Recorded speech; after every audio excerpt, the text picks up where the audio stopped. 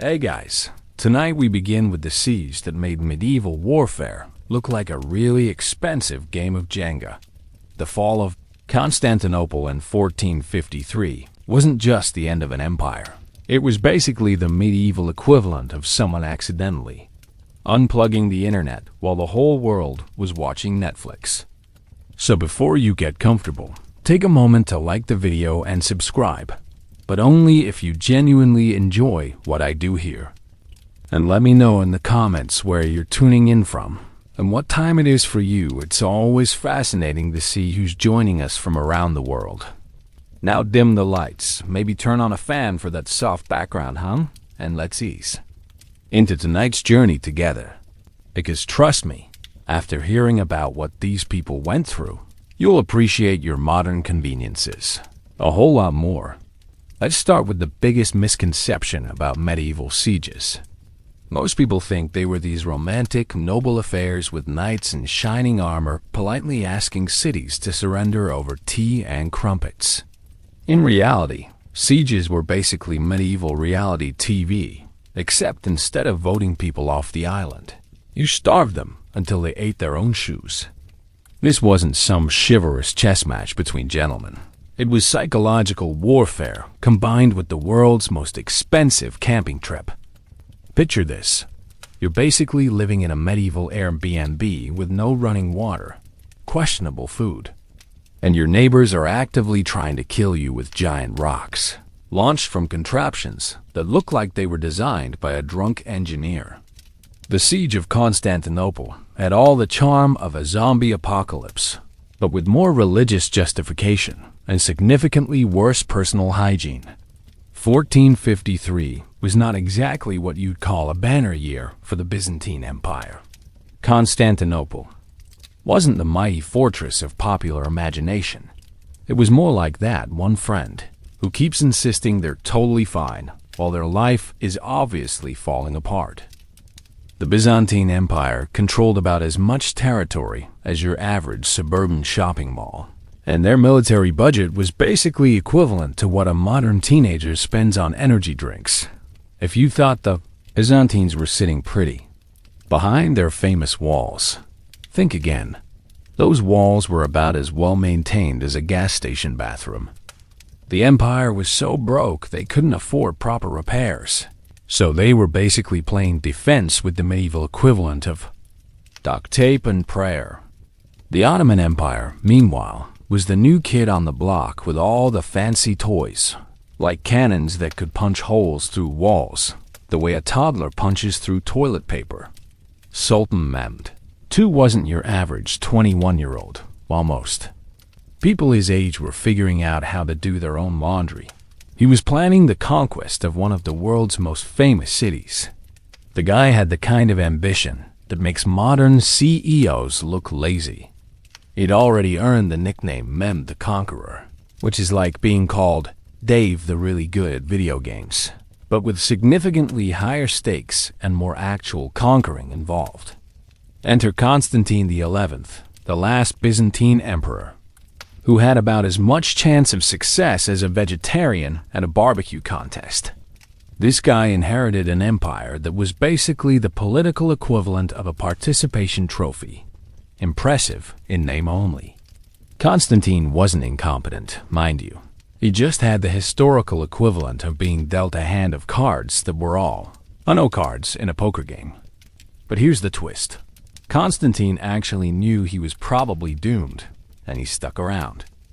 Anyway, while most rational people would have updated their LinkedIn profiles and started looking for opportunities in nice, quiet monasteries, Constantine decided to go down with the ship. He spent his final months essentially playing the world's most expensive game of the floor is lava, except the lava was Ottoman soldiers, and the floor was the rest of the civilized world. The emperor's daily routine was basically like being a medieval customer service representative, constantly dealing with complaints he couldn't fix, managing a workforce that was mostly just hoping to survive until lunch, and trying to maintain professional composure while everything around him was literally on fire. One day, he's negotiating with Genoese merchants who wanted to be paid in actual money. The audacity. The next, he's trying to convince his own citizens that yes, those massive cannons pointed at their city were probably something they should be concerned about. This wasn't just about who controlled a really nice piece of real estate with great views of the Bosphorus. The fall of Constantinople would mark the end of an empire that had lasted longer than most people's favorite TV shows, over 1,000 years. We're talking about the last remnant of the Roman Empire. The guys who gave us everything from aqueducts to the concept of having a day off on Sunday. The city was the bridge between Europe and Asia, the medieval equivalent of a really important internet hub. Lose Constantinople, and suddenly European trade routes would be controlled by people who didn't necessarily have Europe's best interests at heart. It was like someone was about to change the password on the family Netflix account, except instead of missing the latest season of your favorite show, entire civilizations would lose access to spices, silk, and all the other things that made medieval life slightly less miserable than it already was. But Constantine and his crumbling empire were just the beginning of this story. The real drama was about to unfold when a 21-year-old with serious daddy issues decided to bring the world's biggest cannon to what was essentially a neighborhood dispute. And yes, it was exactly as chaotic as it sounds. Let's talk about Constantinople's famous walls. You know, the ones that were supposed to make the city impregnable. Unlike what every medieval tourism brochure would have you believe. These weren't some magical force field that made invaders bounce off like rubber balls. The reality was more like owning a really expensive security system that you haven't updated since 2003. Technically impressive, but probably not going to stop someone with modern tools and a YouTube tutorial. The Theodosian walls had been protecting Constantinople for over 1,000 years, which sounds impressive until you realize that's like using the same password for your email account since the year 413. Sure, they'd stopped plenty of attacks before, but that was back when the most advanced military technology was basically throw rocks really hard and poke people with pointy sticks. By 1453, warfare had evolved somewhat beyond the angry mob with farming equipment. Stage.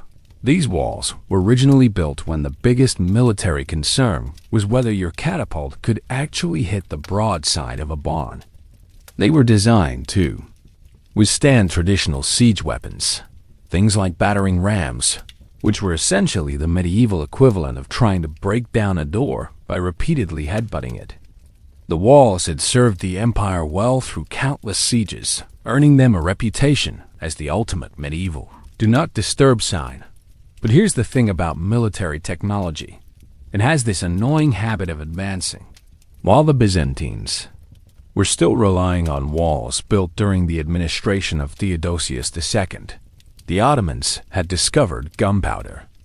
It was like bringing a knife to a gunfight, except the knife was a really old, slightly rusty wall, and the gun was a cannon the size of a small building that could fire projectiles, heavy enough to use as modern exercise equipment.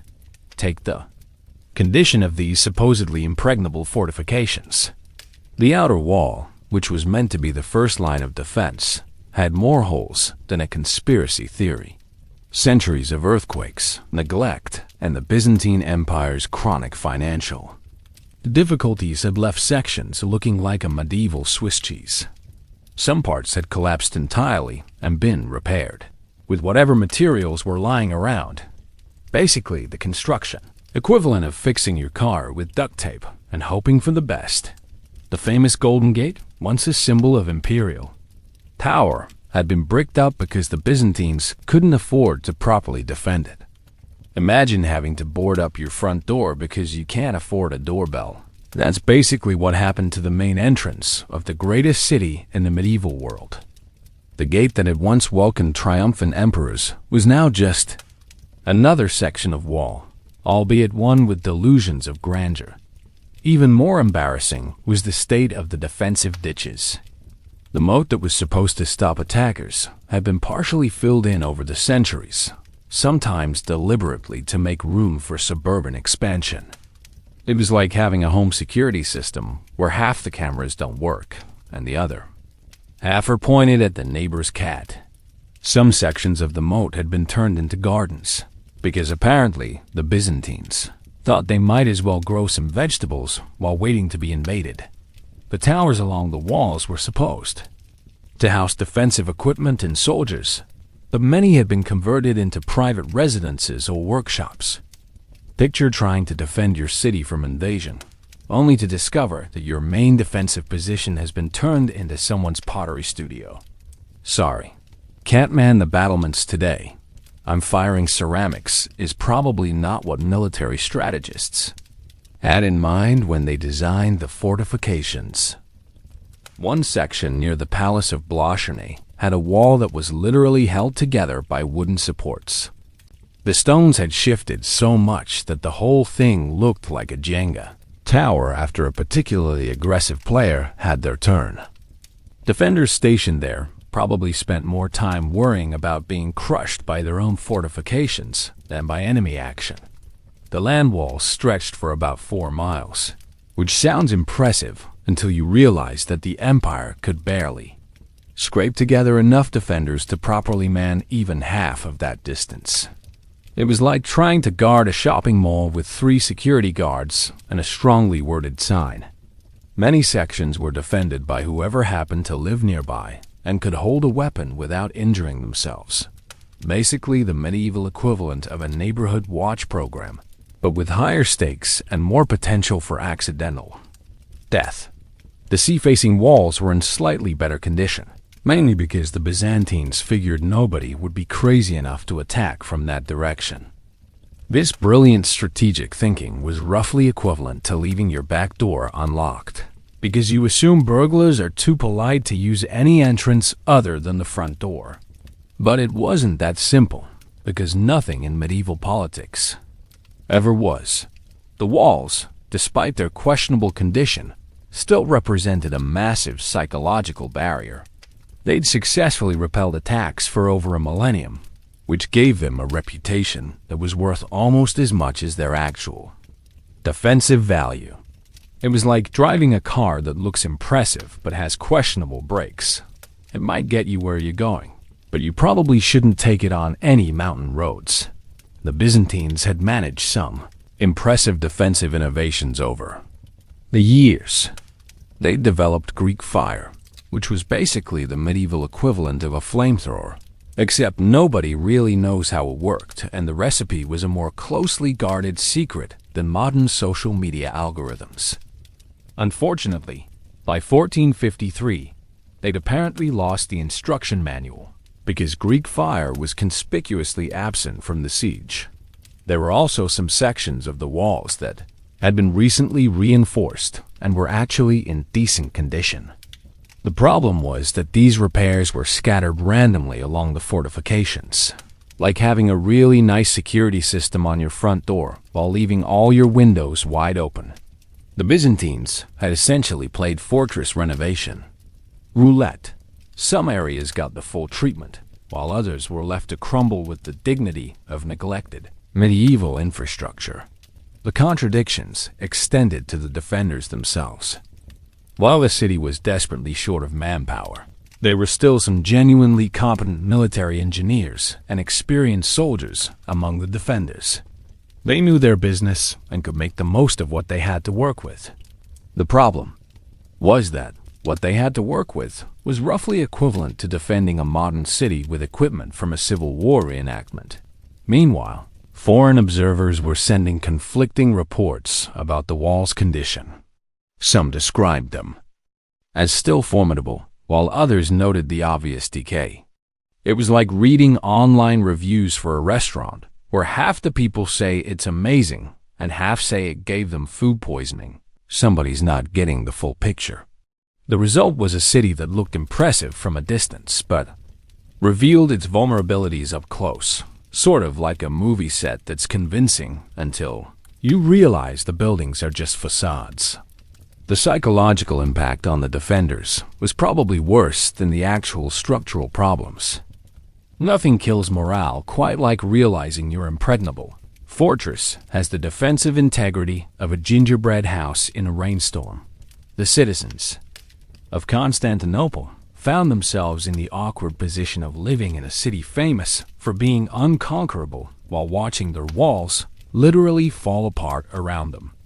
It was like being told you're flying on the world's safest airline while noticing that the wings are held on with prayer and positive thinking. Daily life involved a constant cognitive dissonance between the city's legendary reputation and the reality of crumbling infrastructure. Foreign merchants and diplomats visiting the city sent back reports that ranged from still magnificent to probably should start looking for the exits.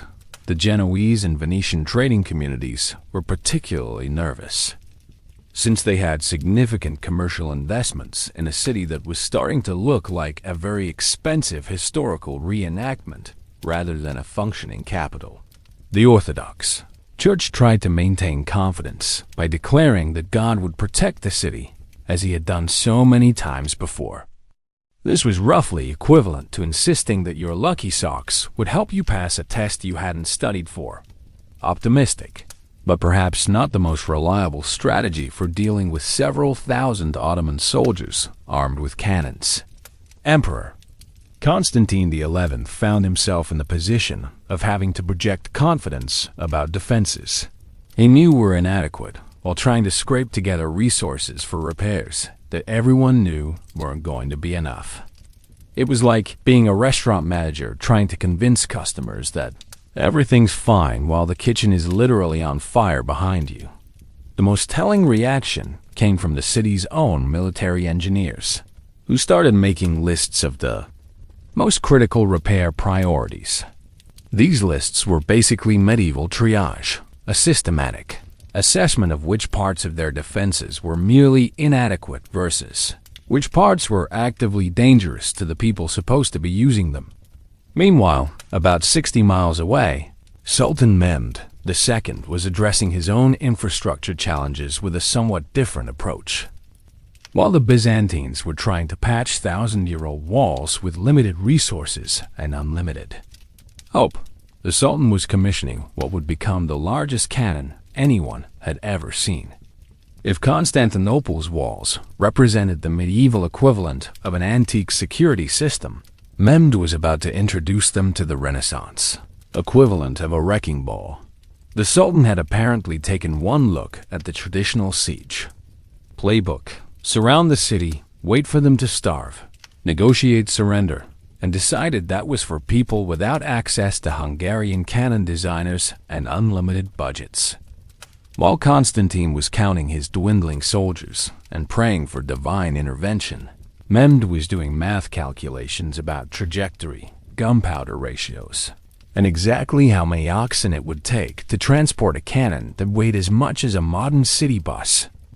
This was about to become a very lopsided conversation between medieval fortification and Renaissance firepower. If Constantinople's crumbling walls represented the medieval equivalent of trying to run Windows 95 on a modern computer, then Mehmed II's military preparations were like upgrading to the latest gaming rig with all the RGB lighting and custom cooling systems. The Sultan wasn't just planning a siege. He was orchestrating what amounted to the world's most expensive and destructive science fair project, except instead of a volcano that spits baking soda, he was building cannons that could turn castle walls into abstract art. While most 21-year-olds were figuring out how to balance their social lives with their responsibilities, Mehmed was balancing the precise mathematics of ballistics with the logistics of moving weapons that weighed more than modern automobiles. This wasn't your grandfather's siege warfare. This was siege warfare with a doctoral thesis in engineering and an unlimited budget for explosives. The traditional approach to taking a walled city was basically a medieval waiting game. Surround it, cut off supplies, and wait for the defenders to get hungry enough to surrender. It was like a really boring, really deadly game of chicken that could last for months or even years. Mehmed looked at this time-tested strategy and essentially said, what if we just knocked down the walls instead? It was the kind of outside-the-box thinking that modern business consultants would charge thousands of dollars to suggest, except with significantly more potential for property damage. The Sultan had apparently read the military manual on siege warfare and decided it needed some serious updates. While his predecessors had been content to follow the traditional playbook of surround and starve, Mehmed was writing an entirely new chapter titled, Why Wait When You Can Just Blow Things Up?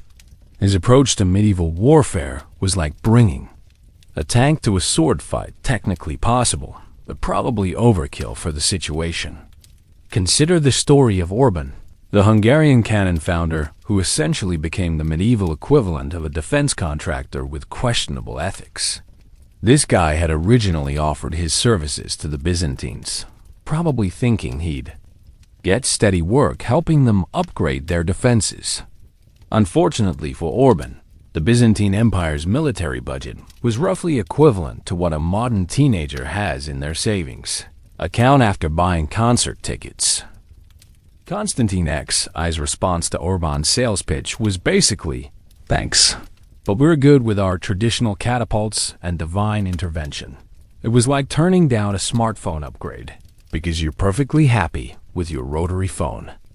The Byzantines couldn't afford Orban's services, which was roughly like being unable to afford home security, because you spent all your money on really expensive wallpaper dots. So Orban did what any rational businessman would do. He took his skills to someone who could actually pay him. Mehmed too not only hired Orban but essentially gave him a blank check and said, build me the biggest cannon you can imagine, then make it bigger. The Sultan's approach to military procurement was like having an unlimited budget at a military surplus store. Except the store specialized in custom-made artillery pieces that could level buildings. The result was the Basilica cannon, a weapon so large it required 60 oxen to move and took 2 hours to reload after each shot. This wasn't just a cannon. It was a medieval superweapon that looked like it had been designed by someone who thought regular cannons were for people without ambition. The thing was so big it needed its own support crew of about 200 people, making it less like a weapon and more like a mobile military base that happened to shoot very large rocks. But here's where it gets really interesting. The cannon was so powerful it was almost as dangerous to its own operators as it was to the enemy. The recoil from firing could knock nearby soldiers off their feet, and the noise was reportedly audible from miles away. It was like having a car stereo system so loud it could shatter your own windows. Several of Orban's cannons actually exploded during the siege, killing their own crews, which was the medieval equivalent of a software bug that crashes your entire computer. The logistics of operating these weapons were absolutely insane. Each shot required about 150 pounds of gunpowder, which was more explosive material than most armies used in entire battles. The ammunition consisted of stone balls that weighed over 1,200 pounds each. Imagine trying to load a bowling ball that weighs as much as a small car. The whole operation required a supply chain that would make modern Amazon logistics look simple.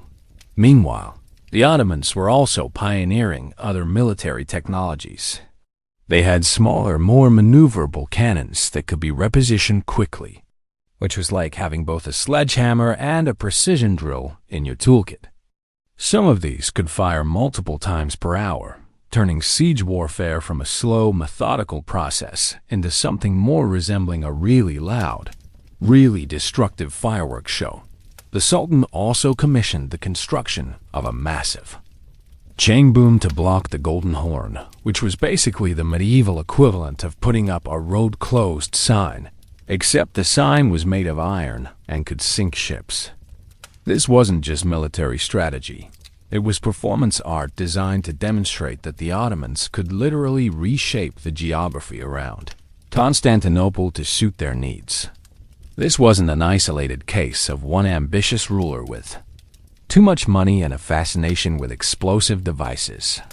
The early Renaissance was witnessing a fundamental shift in military technology that was making traditional fortifications about as relevant as a medieval knight trying to stop a modern tank with a strongly worded letter. Across Europe, other rulers were having similar realizations about the potential of gunpowder weapons. The French had been using cannons to devastating effect against English fortifications during the final stages of the 100 Years' War. The idea was spreading that walls, no matter how thick or well-built, were becoming obsolete faster than flip phones in the smartphone era. The pattern was becoming clear. Whoever could afford the best cannons and the most skilled artillery crews would have a massive advantage in any conflict. It was like the military equivalent of the early internet boom. Suddenly, traditional ways of doing business were being completely disrupted by new technology, and anyone who didn't adapt was going to be left behind. But the technology came with its own problems. Gunpowder was expensive, unreliable, and had a tendency to explode at inconvenient moments. Early cannons were almost as likely to kill their own operators as the enemy, making artillery crews the medieval equivalent of bomb disposal experts, except with worse safety equipment and significantly lower life expectancy. The social implications were enormous. Traditional military hierarchies were built around knights and heavy cavalry, but cannons could be operated by relatively ordinary people with the right training. It was democratizing warfare in a way that made traditional military elites nervous. Suddenly, a peasant with a cannon could potentially defeat a knight who had spent decades perfecting his combat skills. This technological revolution was also changing the economics of warfare. A single cannon could cost more than outfitting an entire company of traditional soldiers, but it could also accomplish things that no amount of conventional troops could achieve. It was like the military version of automation, expensive up front, but potentially game-changing in terms of effectiveness. The effects of this military revolution were far-reaching and often unexpected. The immediate beneficiaries were rulers who could afford to invest in the new technology, but the long-term consequences changed the entire nature of European politics. In warfare, traditional defensive strategies became obsolete almost overnight. Castles and fortified cities that had been considered impregnable for centuries suddenly found themselves vulnerable to weapons that could punch through walls like a hot knife through butter. It was like discovering that your expensive home security system could be defeated by anyone with a basic understanding of YouTube tutorials. The economic implications were staggering. Cities that had prospered because of their defensive advantages found themselves having to completely rethink their strategies. Some invested heavily in new fortification designs that could withstand cannon fire, essentially playing an expensive game of military technological catch-up. Others decided it was cheaper to maintain good diplomatic relations with anyone who owned large cannons. The human cost was equally significant. Traditional siege warfare, while deadly, had followed certain established patterns and conventions. The new artillery-based approach was faster, but also more destructive and less predictable. Civilian casualties increased dramatically because cannonballs had a tendency to go through walls and keep going until they hit something else, or someone else. For the soldiers involved, the psychological impact was enormous. Traditional siege warfare had been scary enough, but at least you could see your enemies and understand what they were trying to do.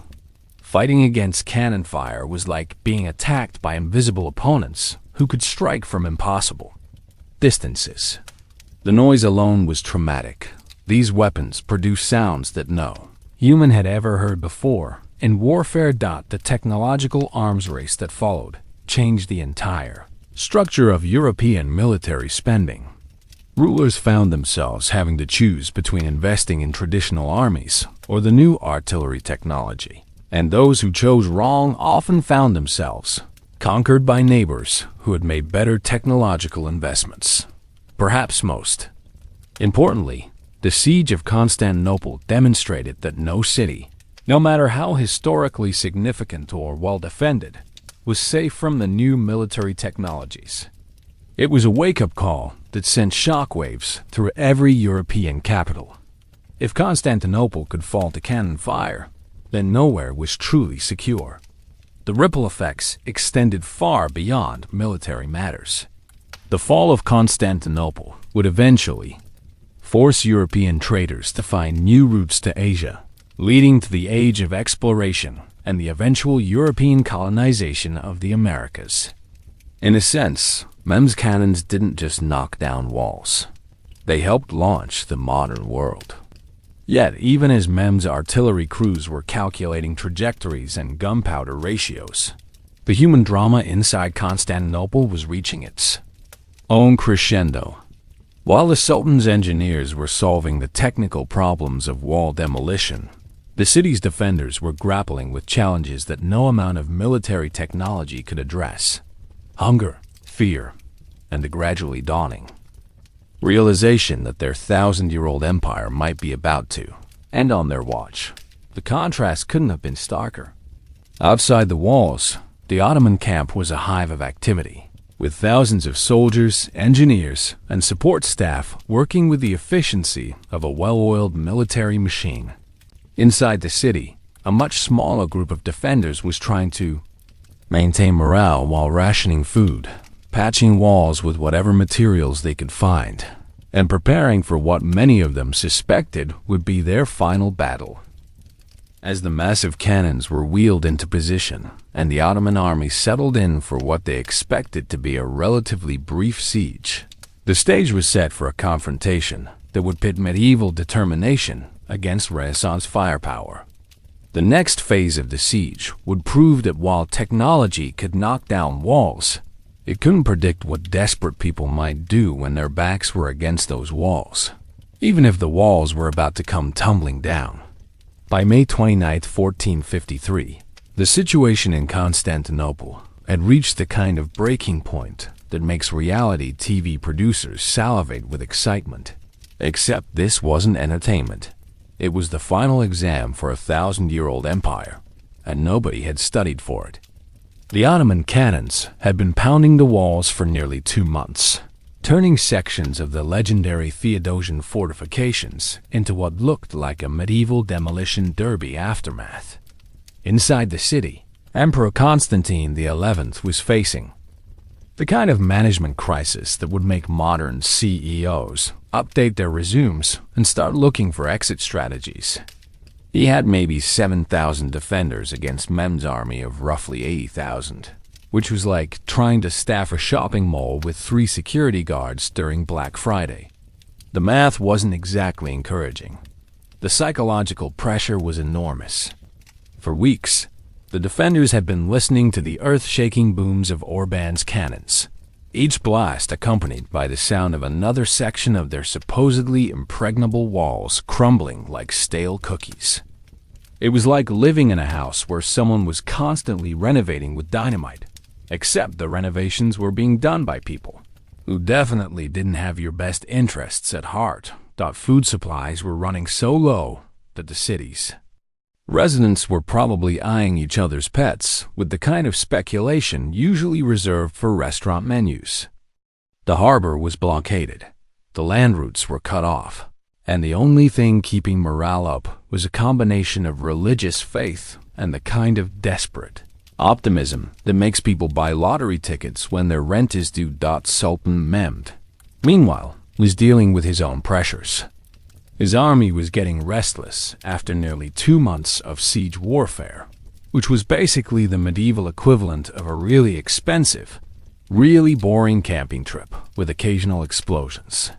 Some of his advisors were suggesting it might be time to cut their losses and try again later, which was probably not what a 21-year-old sultan with conquest ambitions wanted to hear. The final assault began at 1:30 a.m. on May 29th, which was either brilliant tactical timing or Mem's way of making sure everyone was really awake for the grand finale. The attack started with what can only be described as the medieval equivalent of a rave, except instead of glow sticks and electronic music, it featured war drums, cymbals, and the kind of noise that would make modern noise ordinance violations look like polite suggestions. The first wave consisted of irregulars and volunteers, essentially the Ottoman equivalent of sending in the junior varsity team to tire out the opposition. These guys were basically medieval cannon fodder, which sounds harsh until you realize that some of them were literally about to encounter actual cannons. The Byzantines, desperate but still competent, managed to repel this initial assault, probably feeling briefly optimistic about their chances until they realized this was just the opening act. Then came the second wave, the regular Ottoman infantry, who were significantly more professional and significantly less interested in dying for someone else's glory. These soldiers had actual training, proper equipment, and the kind of military discipline that comes from being part of an army that had been winning battles for decades. They hit the damaged sections of the wall like a medieval tsunami, except tsunamis are natural disasters, and this was a very deliberate, very organized attempt to ruin everyone's day. The fighting around the damaged sections was absolutely brutal. Picture the world's most violent home improvement project, with people trying to build barricades while other people were actively trying to tear them down using medieval power tools that happened to be weapons. The defenders were throwing everything they had at the attackers: rocks, boiling oil, Greek fire when they could manage it, and probably more than a few creative insults. Giovanni Giustiniani, the Genoese military engineer who had been helping organize the defense, was wounded by either a crossbow bolt or early firearm. The historical sources aren't entirely clear, probably because people were too busy trying not to die to take detailed notes. His injury and subsequent evacuation was like losing your head coach during the championship game, except the championship was for the survival of an entire civilization. Emperor Constantine XI, meanwhile, was having the kind of leadership moment that either makes you a legend or gets you killed, and sometimes both. When he realized the situation was hopeless, he allegedly removed his imperial regalia and joined the fighting as an ordinary soldier. It was like a CEO throwing off their suit and personally manning the customer service desk during a company crisis, except with significantly higher stakes and more medieval weaponry involved. The breakthrough came at a section near the Gate of Ayr, St. Romanus, where Ottoman engineers had managed to create what was essentially a medieval highway to hell. The walls had been so damaged by cannon fire that they were more like a pile of expensive rubble with aspirations. A group of Ottoman soldiers, led by a guy named Hazen of Uliabad, who was apparently either very brave or very bad at risk assessment, managed to plant an Ottoman flag on the damaged fortifications. This was the medieval equivalent of capturing the enemy's base in a video game, except the consequences were considerably more permanent. Once the Ottomans had a foothold on the walls, the defensive situation went from difficult but manageable to time to update your will and make peace with your deity. The final moments of the defense were like a really tragic action movie, except there was no guarantee of a sequel.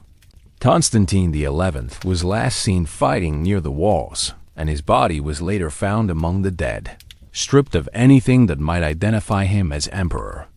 He'd essentially gone from ruling an empire to being an anonymous casualty in the space of a few hours, which was either the ultimate act of imperial dedication or a really dramatic way to resign from office. The Ottoman soldiers who breached the walls found themselves in a city that was simultaneously ancient and defenseless, like breaking into a museum where all the security guards had been replaced with mannequins.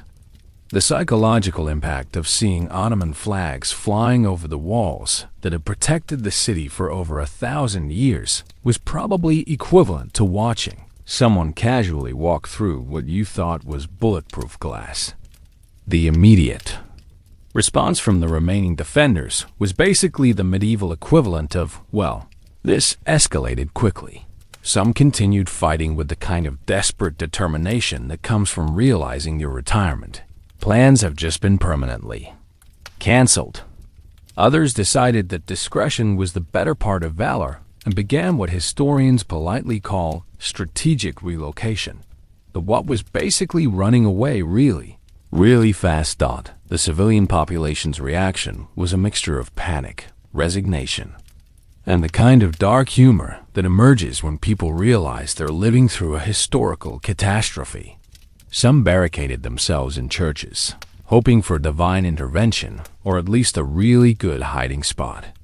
Others started burning important documents and valuables, because if you can't keep your stuff, at least you can make sure the invaders don't get to enjoy it either. The Ottoman soldiers, meanwhile, were experiencing the medieval equivalent of winning the lottery, except instead of money, the prize was permission to loot one of the richest cities in the world. The traditional 3 days of pillaging that followed was like Black Friday shopping, but with fewer rules and significantly more violence. The soldiers went through Constantinople like tourists with unlimited budgets and no sense of cultural preservation. Sultan Mehmed's reaction was more complex. On one hand, he just accomplished something that had eluded Islamic rulers for centuries. He'd conquered the last remnant of the Roman Empire. On the other hand, he was now responsible for governing a city that had just been thoroughly sacked by his own army, which was like winning a house in a contest only to discover that the previous owners had been using it for fireworks storage. The international reaction was swift and predictable. Christian Europe responded with the medieval equivalent of strongly worded letters and concerned social media posts, expressing outrage and shock while carefully avoiding any actual military commitments. Venice and Genoa were particularly upset, but mainly because they just lost some very profitable trading relationships rather than out of any deep religious conviction. The Orthodox Church's reaction was theological whiplash.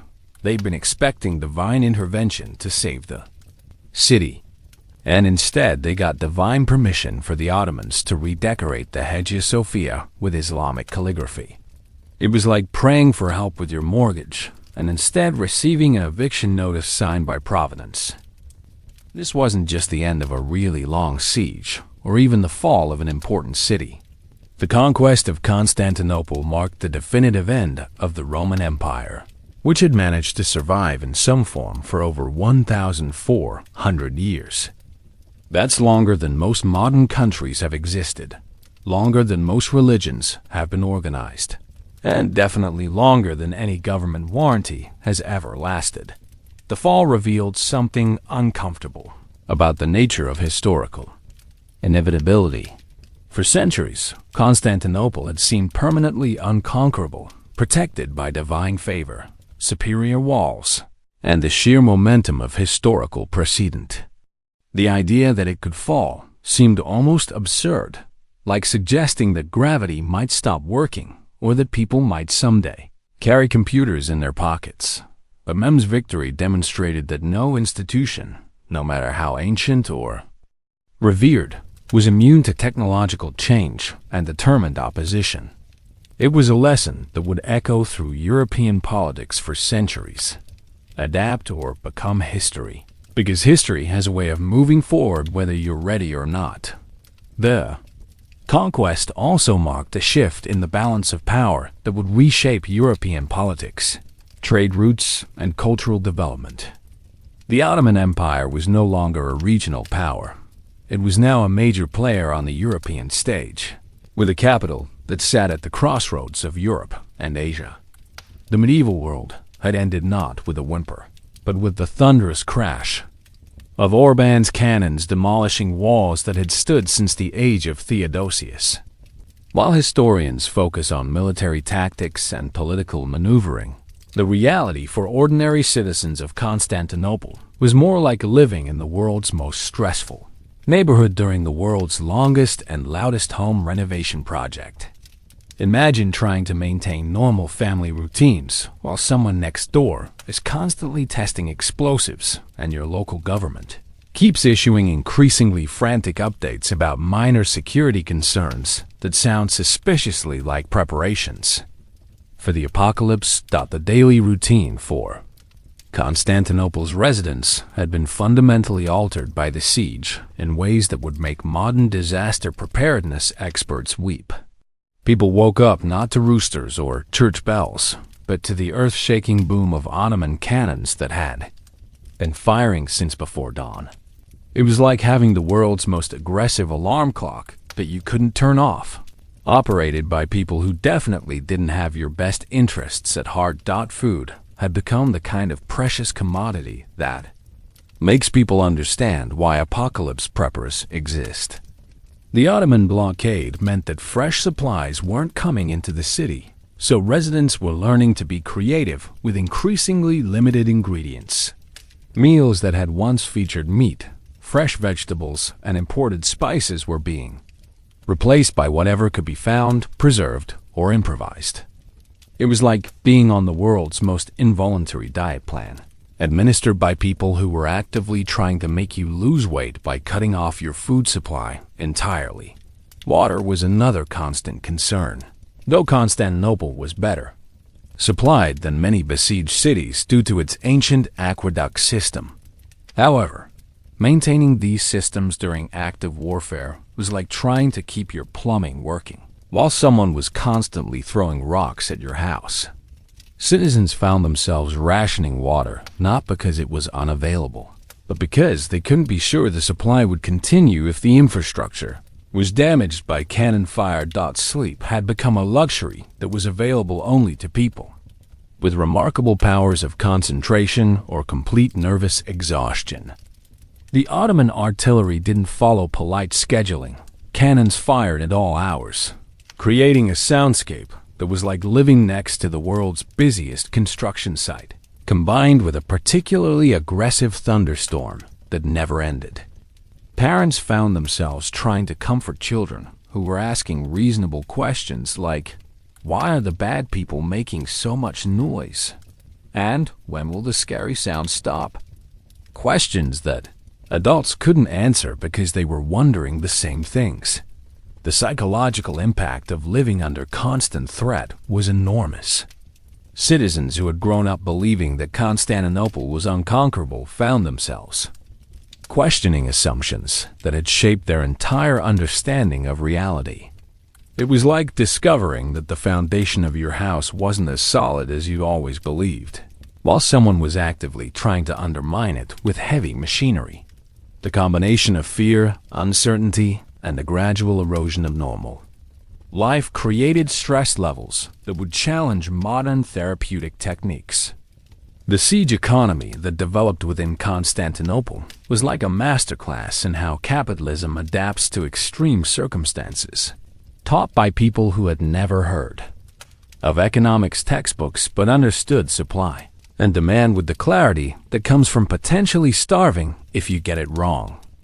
Traditional commercial relationships had been completely disrupted, creating opportunities for entrepreneurial citizens who could figure out how to profit from scarcity and desperation. Black market trading became as common as regular commerce had been before the siege, except the products being traded were things like information about food stores, access to safer neighborhoods, and rumors about potential escape routes.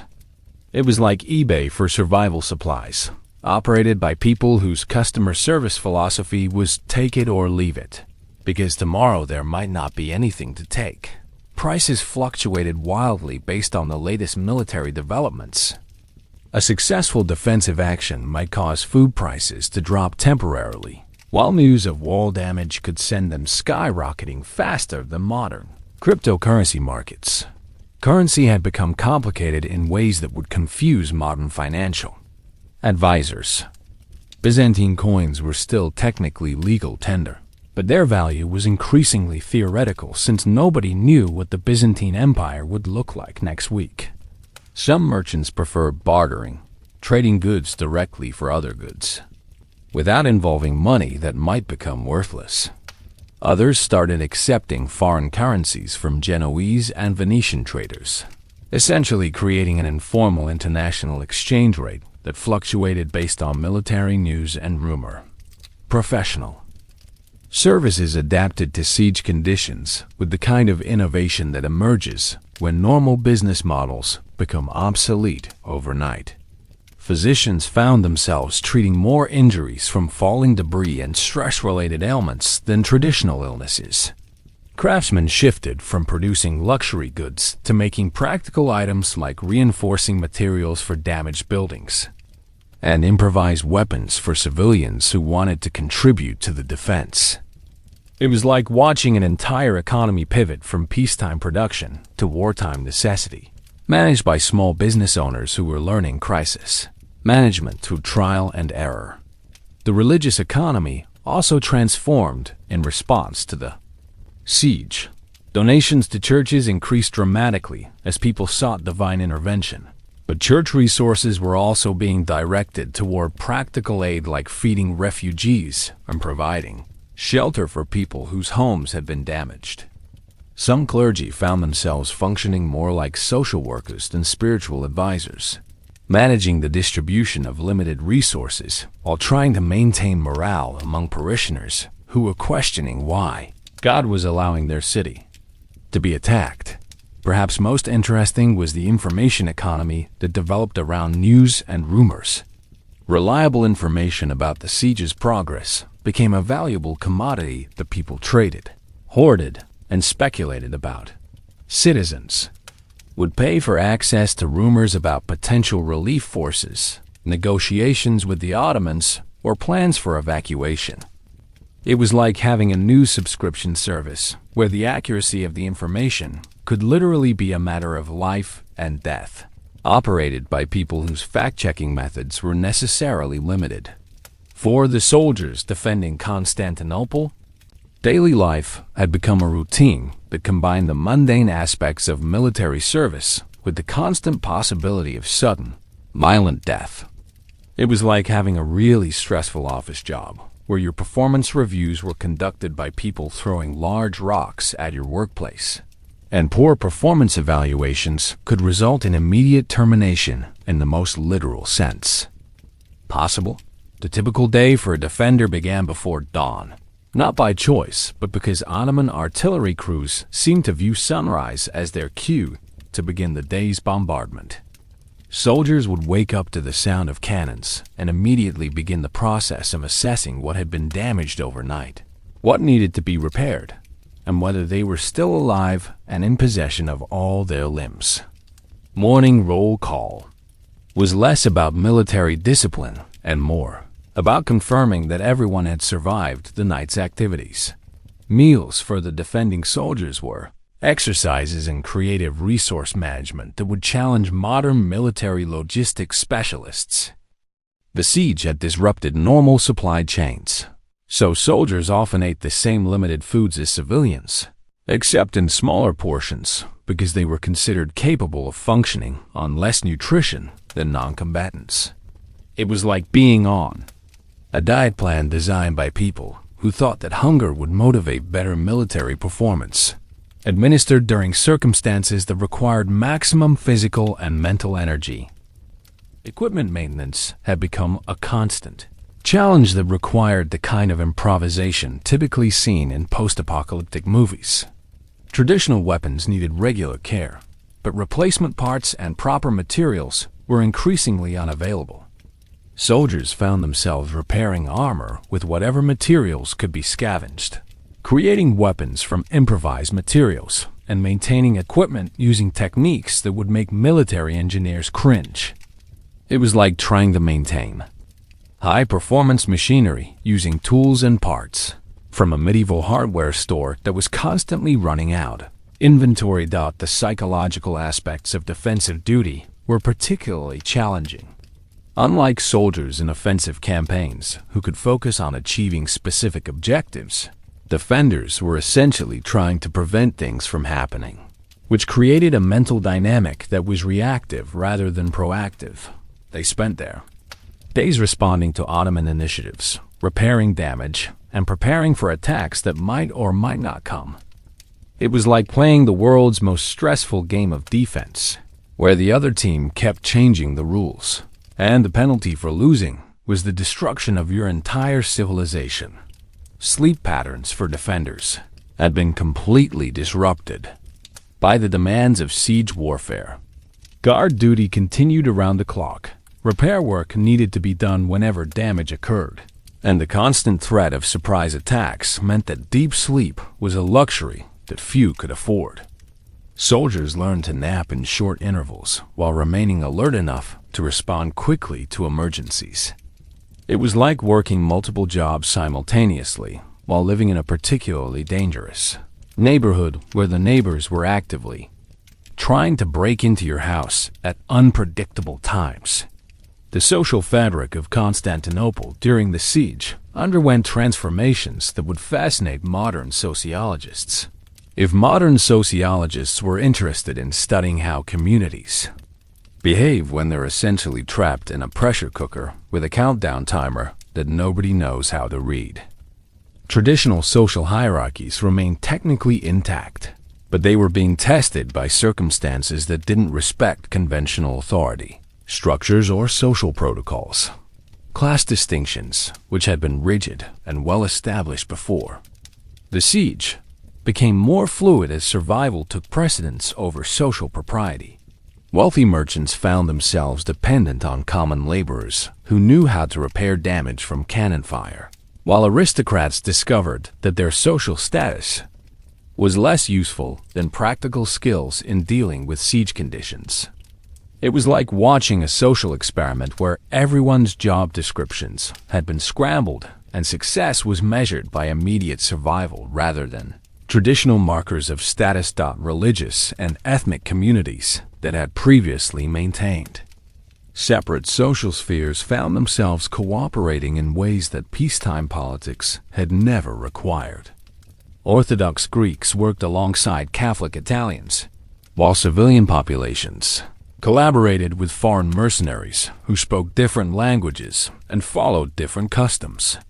The siege created a temporary social contract based on mutual need, rather than cultural affinity, like being assigned to a group project where personal preferences were less important than completing the assignment before the deadline. Morale fluctuated with the kind of volatility that would challenge modern psychological support systems. News of successful defensive actions could create temporary optimism that made people believe the siege might be broken, while reports of wall damage or Ottoman advances could plunge the population into despair that affected everything from work productivity to family relationships. It was like living on an emotional roller coaster, operated by people who kept changing the track layout while you were riding it. Community leaders found themselves managing social dynamics that had no historical precedent. Traditional methods of maintaining order and resolving disputes had to be adapted to circumstances where normal legal and social institutions were operating under extreme stress.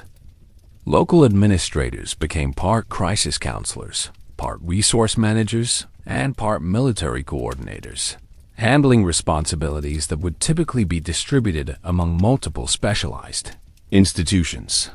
The role of women in siege society became more prominent as traditional gender roles were modified by practical necessity. Women took on responsibilities that had previously been exclusively male, including some aspects of defense work, while also managing household survival strategies that required skills their grandmothers never needed. It was like watching social evolution accelerated by crisis, where adaptation happened in weeks rather than generations. Perhaps most remarkably, the siege created forms of solidarity and community cooperation that transcended the social divisions that had previously defined Constantinople society.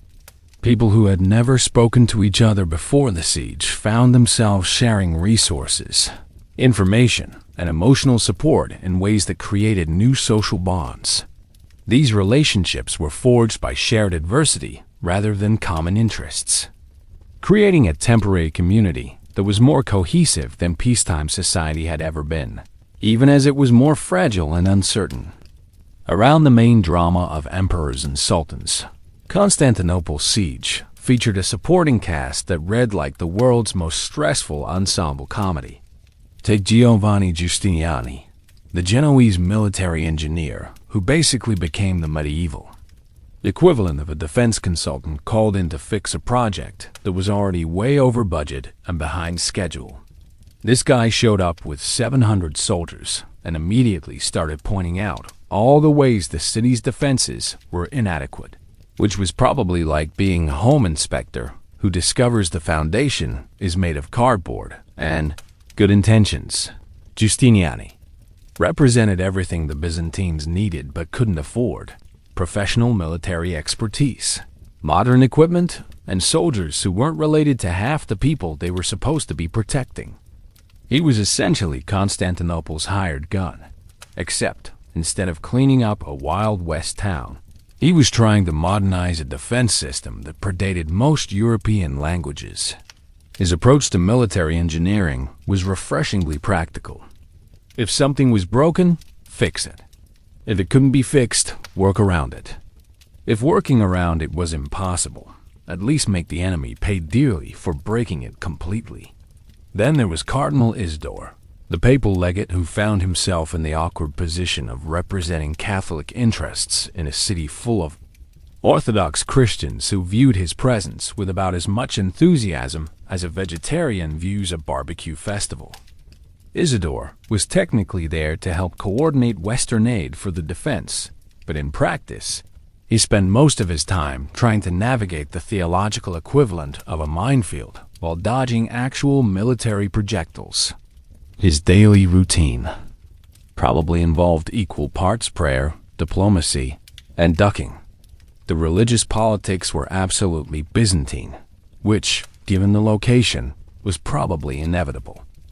The Orthodox clergy viewed any cooperation with Rome as potentially worse than conquest by the Ottomans, which was like preferring to have your house burned down rather than accept help from firefighters whose uniforms you didn't approve of. Isidore found himself trying to organize a united Christian defense, while half the Christians in question were more concerned about maintaining theological purity than actual survival. Perhaps most interesting was Laucus Notaras, the Grand Logothete, who famously declared he'd rather see the Turkish turban in Constantinople than the Latin mitre. Notaras represented the faction of Byzantine nobles who viewed religious compromise as worse than political extinction, which was roughly equivalent to preferring unemployment to working for a company with a different dress code. His position was that maintaining Orthodox independence was more important than maintaining Orthodox existence, which was either principled conviction or the medieval equivalent of cutting off your nose to spite your face. The foreign community added another layer of complexity to an already complicated situation. The Genoese and Venetians had substantial trading interests in the city, but they also had to consider their ongoing relationships with the Ottoman Empire. They were essentially playing both sides of a conflict while trying to protect their commercial investments, which was like being arms dealers who were also running a retirement home in the middle of a war zone. Among the defenders, there were characters like the brothers Antonio, Paolo, and Troilo Bocchiardi, Genoese captains who had decided that Constantinople was where they wanted to make their last stand. These guys weren't fighting for Byzantine glory or Orthodox theology.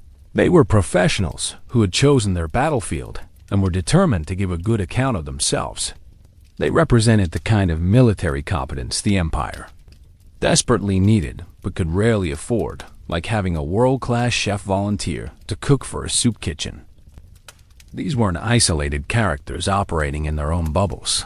They were all part of an intricate web of relationships, alliances and mutual dependencies that made medieval politics look like a really complicated game of Jenga played with explosives.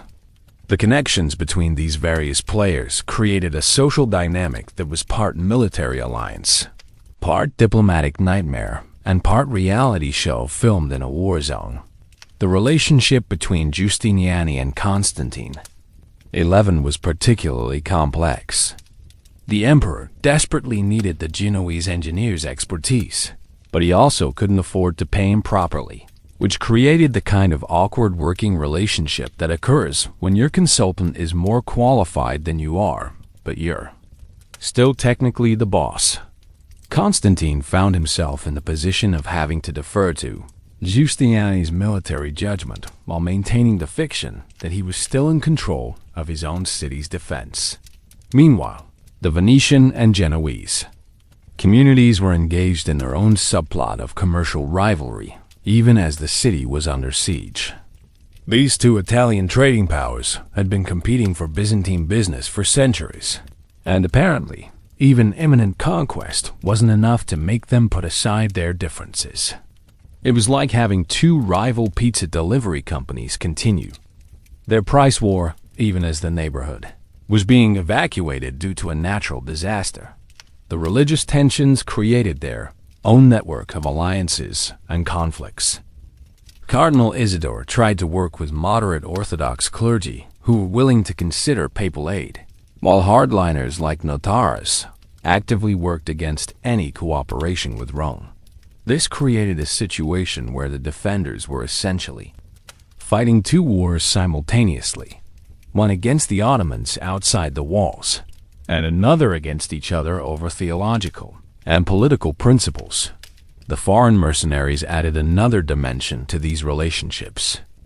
Many of them were Catholic, which put them in the awkward position of fighting alongside Orthodox Christians under the nominal authority of a papal legate, while taking orders from a Byzantine emperor who couldn't actually pay them. It was like being part of a group project where nobody could agree on the objectives.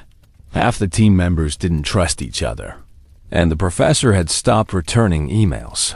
Some of the most interesting connections involved the civilian population and their relationships with the various military commanders. Local families often had personal relationships with foreign merchants that went back generations, creating loyalties that crossed religious and political lines. A Byzantine family might hide Venetian friends during periods of anti-Latin sentiment, while Genoese traders might use their local connections to gather intelligence about Ottoman movements. The Ottoman side had its own complex relationships. Mehmed had to balance the demands of different military units, manage relationships with various ethnic groups within his army, and keep his advisors happy while pursuing what many of them considered an unnecessarily risky campaign. His decision to continue the siege despite mounting costs and casualties wasn't made in isolation.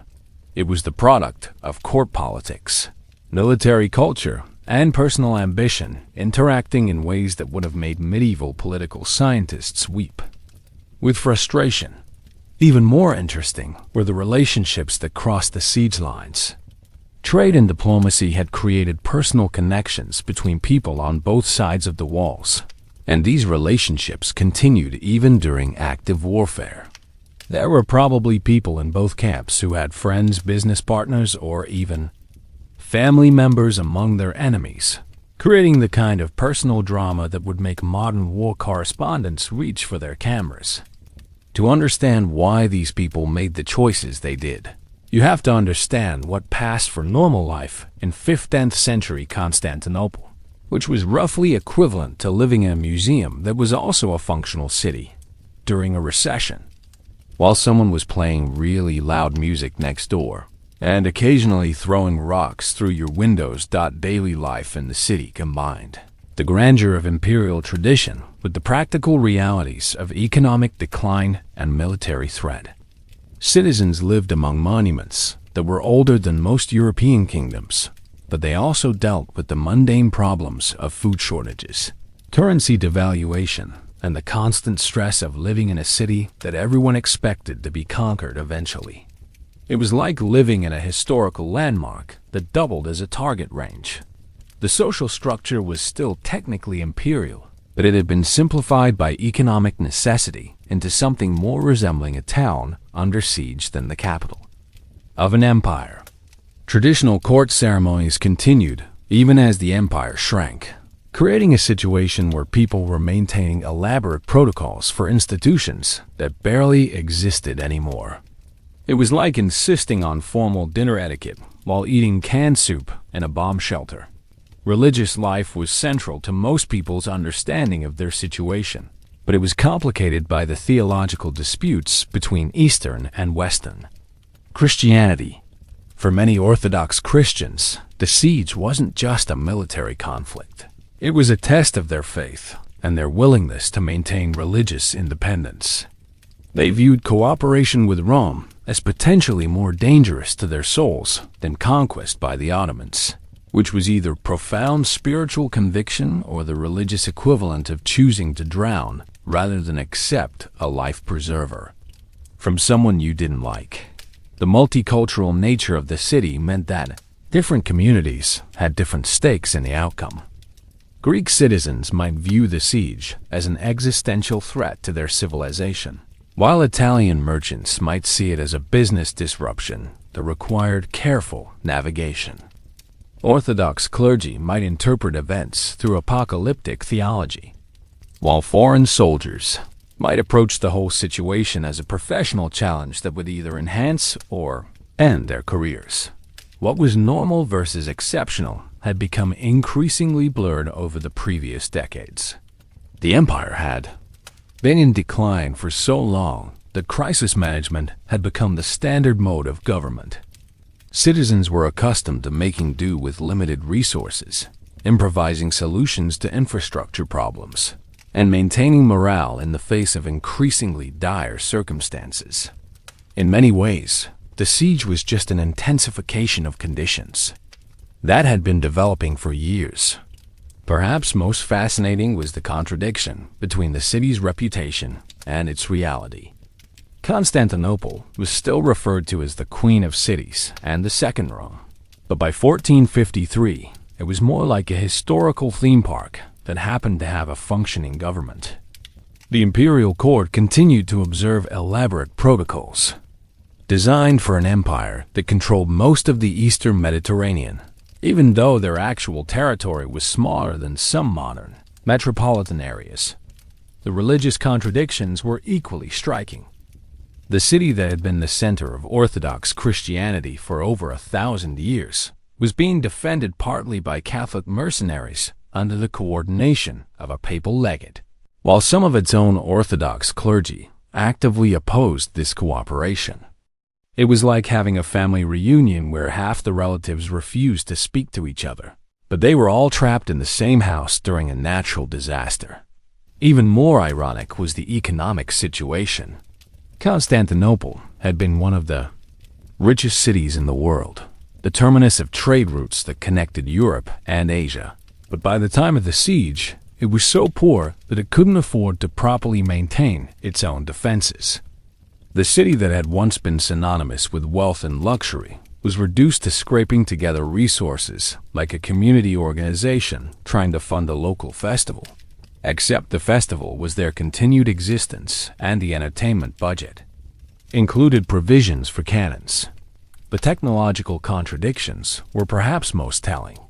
The defenders were using weapons and tactics that wouldn't have seemed out of place during the Crusades, while their enemies were employing artillery that represented the cutting edge of Renaissance military technology.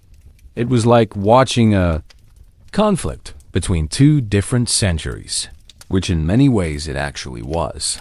The final irony was that many of the defenders knew they were probably fighting for a lost cause, but they continued anyway, either from personal honor, religious conviction, or simply because someone had to. They were essentially performing the last act of a historical drama that most of them recognized was already ending. Everything changed when Mehmed II decided to solve his naval problem with the kind of outside-the-box thinking that would make modern logistics managers either applaud or have nervous breakdowns.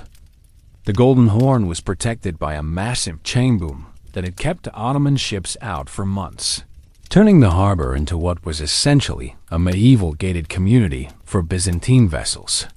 Traditional naval wisdom said you either break the chain or find another route. Mehmed looked at this problem and essentially said, what if we just ignored the water entirely?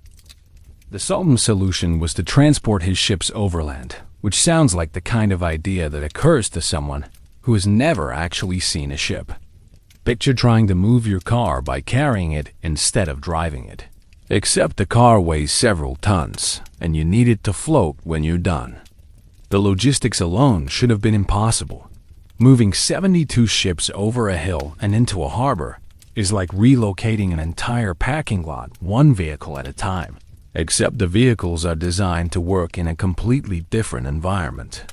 But here's where Ottoman organizational efficiency became genuinely terrifying. They built a road of grease logs stretching from the Bosphorus to the Golden Horn, essentially creating the world's largest and most expensive slip and slide. Except, instead of children having fun, it was warships being relocated for purposes of conquest. The operation required thousands of workers, countless oxen, and the kind of project management skills that would make modern construction companies weep with envy. The psychological impact of this achievement was probably greater than the tactical advantage. Imagine waking up one morning to discover that your supposedly secure backyard now had enemy ships in it, despite the fact that there was no navigable water route to your backyard. It was like finding burglars in your house who had somehow transported their getaway car through your second-story window. Technically impressive, but also deeply unsettling. This wasn't just military innovation. It was a demonstration that the Ottomans could literally reshape geography to suit their needs. They had taken one of the fundamental assumptions of medieval siege warfare, that ships needed water to be useful, and simply discarded it like an outdated instruction manual. The Byzantines had planned their defenses around certain geographical realities, and Mehmed had essentially changed those realities through sheer determination and unlimited labor resources. The moment when Byzantine lookouts first spotted Ottoman ships in the Golden Horn was probably the medieval equivalent of a system administrator discovering that hackers had somehow accessed a computer that wasn't connected to the internet. The impossible had become routine, and all the careful defensive calculations that had been made over the previous months suddenly needed to be completely recalculated. The transformation of the siege dynamic didn't happen overnight. It unfolded like a really slow-motion disaster movie where everyone could see what was coming, but nobody could figure out how to stop it. The appearance of Ottoman ships in the Golden Horn forced the defenders to spread their already inadequate forces even thinner, which was like trying to stretch a blanket that was already too small to cover a bed that kept getting larger initially. There was resistance to accepting what this development meant. Byzantine military commanders tried to maintain their original defensive strategy, essentially hoping they could continue to treat the Golden Horn as a secure zone despite clear evidence. To the contrary, it was the military equivalent of insisting your password is still secure after you've discovered someone else is using your account. Technically possible, but probably not the most effective long-term strategy. The champions of change were, unfortunately for the Byzantines, all on the Ottoman side. Mehmed's engineers and naval commanders embraced the new tactical possibilities with the enthusiasm of people who had just discovered they could play chess by moving all the pieces at once. They began coordinating attacks from multiple directions, turning the siege from a straightforward assault on one side of the city into a complex, multi-front campaign that required defenders to be in several places simultaneously. The specific Steps of this transformation revealed just how thoroughly the strategic situation had shifted. First, the Ottomans established gun batteries on ships anchored in the Golden Horn, essentially turning the previously safe harbor into a shooting gallery where the Byzantines were the targets.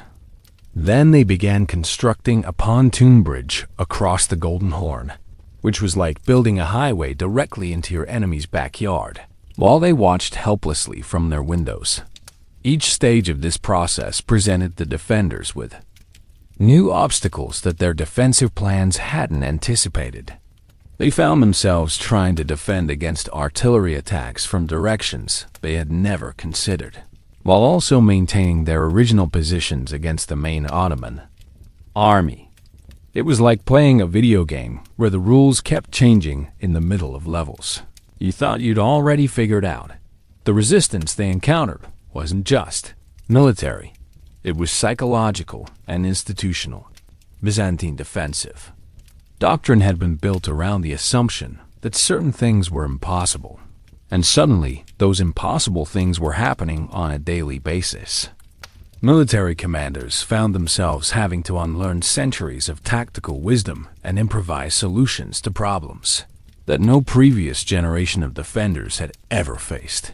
Breakthrough moments came in rapid succession once the new dynamic was established.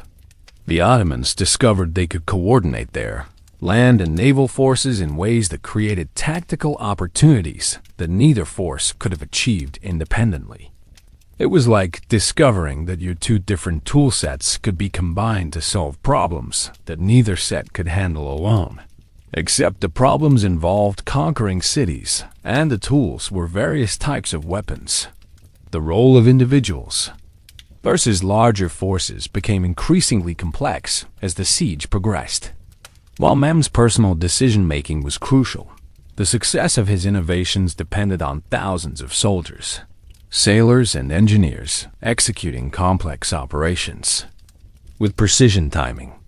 Individual initiative mattered, but it had to work within a larger organizational framework that could support and coordinate multiple simultaneous operations.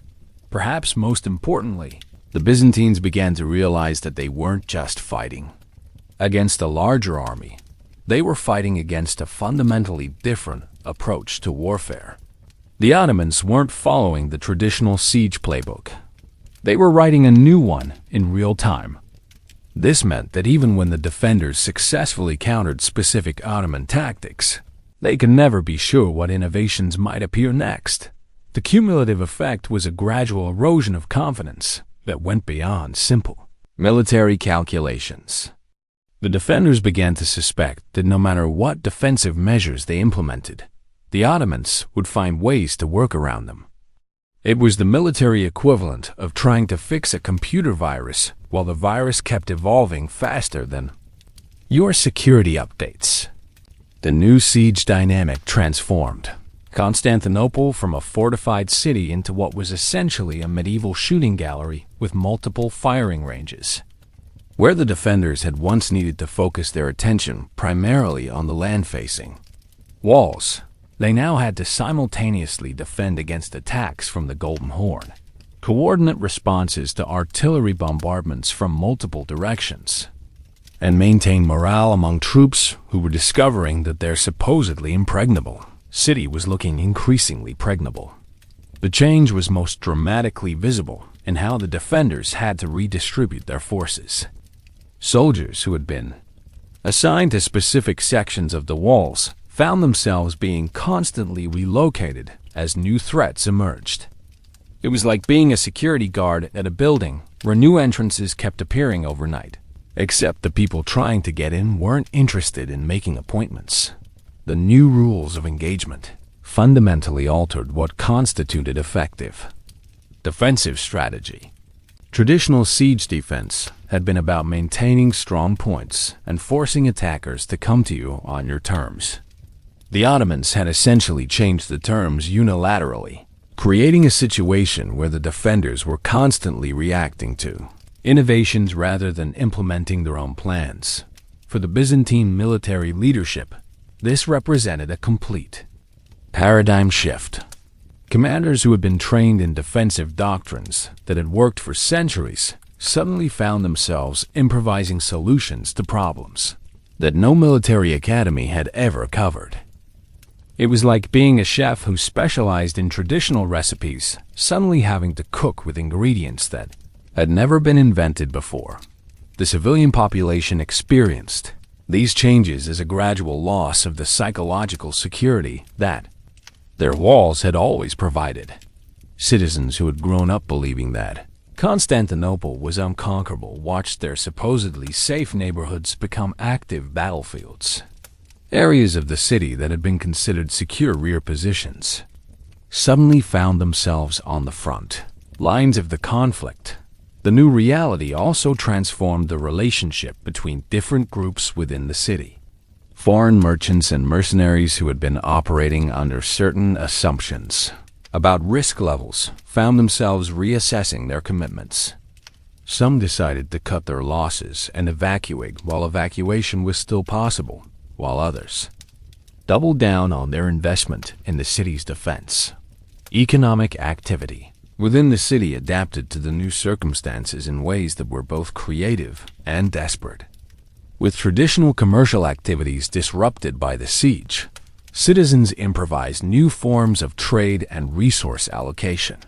It was like watching a modern economy adapt to a natural disaster, except the disaster was intentionally created by people who wanted to take over the business district. The most significant change was psychological. The defenders went from believing they were fighting from a position of strength to recognizing they were fighting for survival. This wasn't necessarily demoralizing. Many people fight harder when they realize they have no alternatives, but it fundamentally changed the nature of their resistance. They were no longer trying to outlast a siege. They were trying to prevent their own extinction. Was this transformation inevitable? Or could the Byzantines have adapted more effectively to the changing circumstances? From a modern perspective, it's easy to say they should have anticipated Ottoman innovations and prepared countermeasures, but that assumes a level of foresight that probably wasn't realistic given the information available to them at the time. Different contemporary perspectives on these changes reveal how difficult it was for people living through them to understand their significance. Ottoman commanders generally viewed their innovations as logical solutions to tactical problems, while Byzantine defenders often interpreted them as examples of Ottoman ruthlessness or disregard for traditional military conventions. It was like watching the same events through completely different filters. The short-term effects were clearly disastrous for the defenders, but the long-term implications were more complex.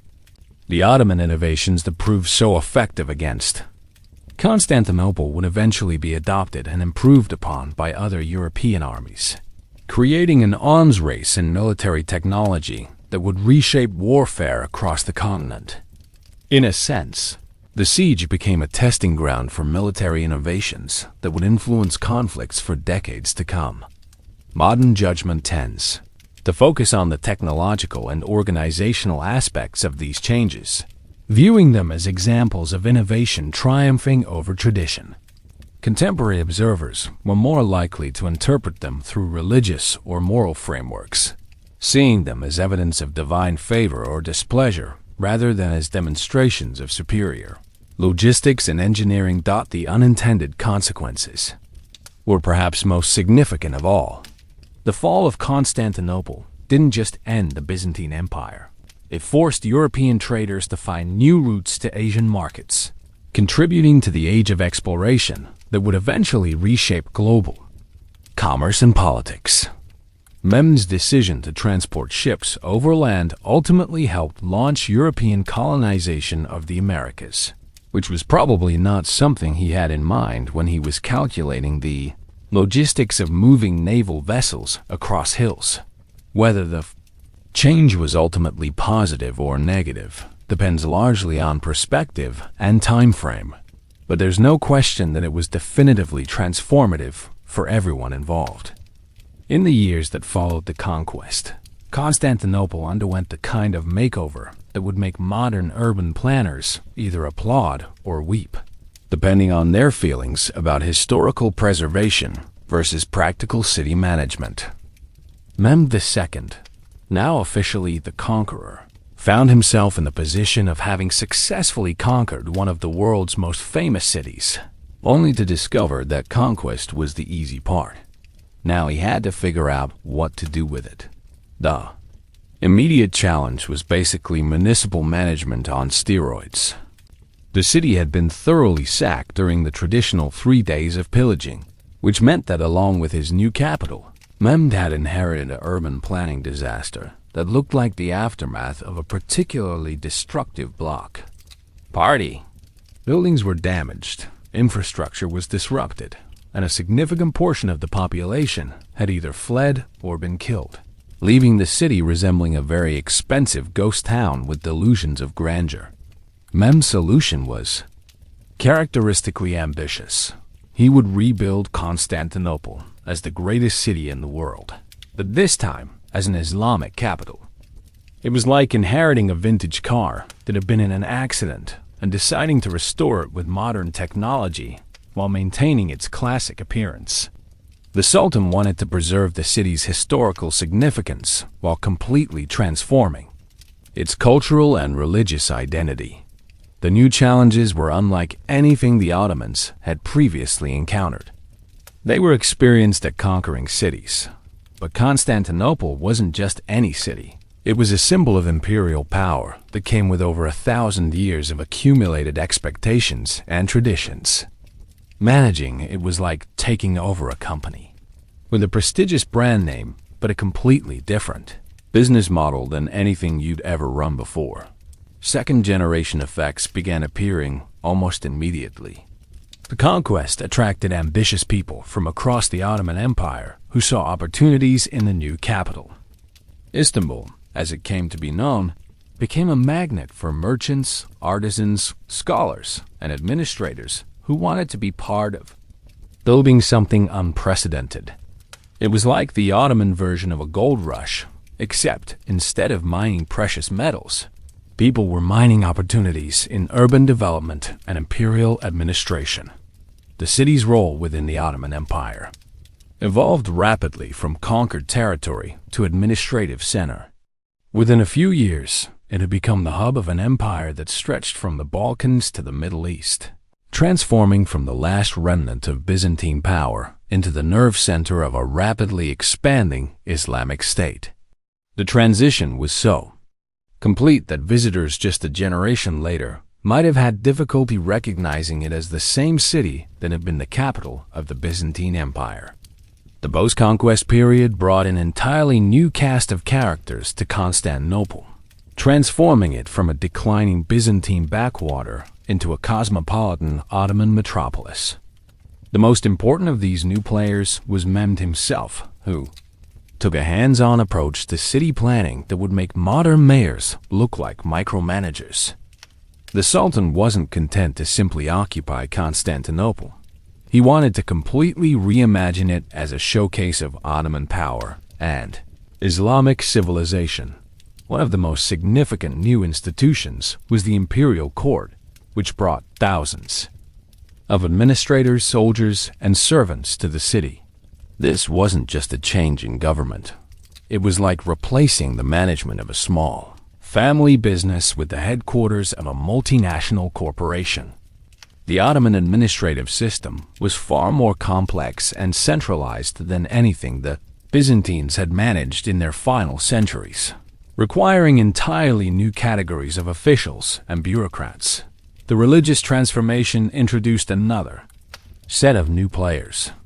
Islamic scholars, judges, and administrators arrived to establish the legal and religious framework for the new order.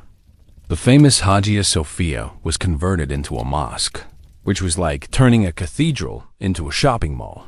Except the shopping mall was for prayers instead of purchases, and the renovation had significant theological implications for everyone involved. Perhaps most interesting were the various ethnic and religious communities that Mehmed actively recruited to repopulate the city. He brought in Muslims, Christians, and Jews from across the empire, essentially creating a deliberate policy of diversity that was unusual for its time. It was like urban planning through controlled immigration, except the city planner was an absolute monarch with unlimited resources and very specific ideas about cultural mixing. The merchant communities that developed were particularly important.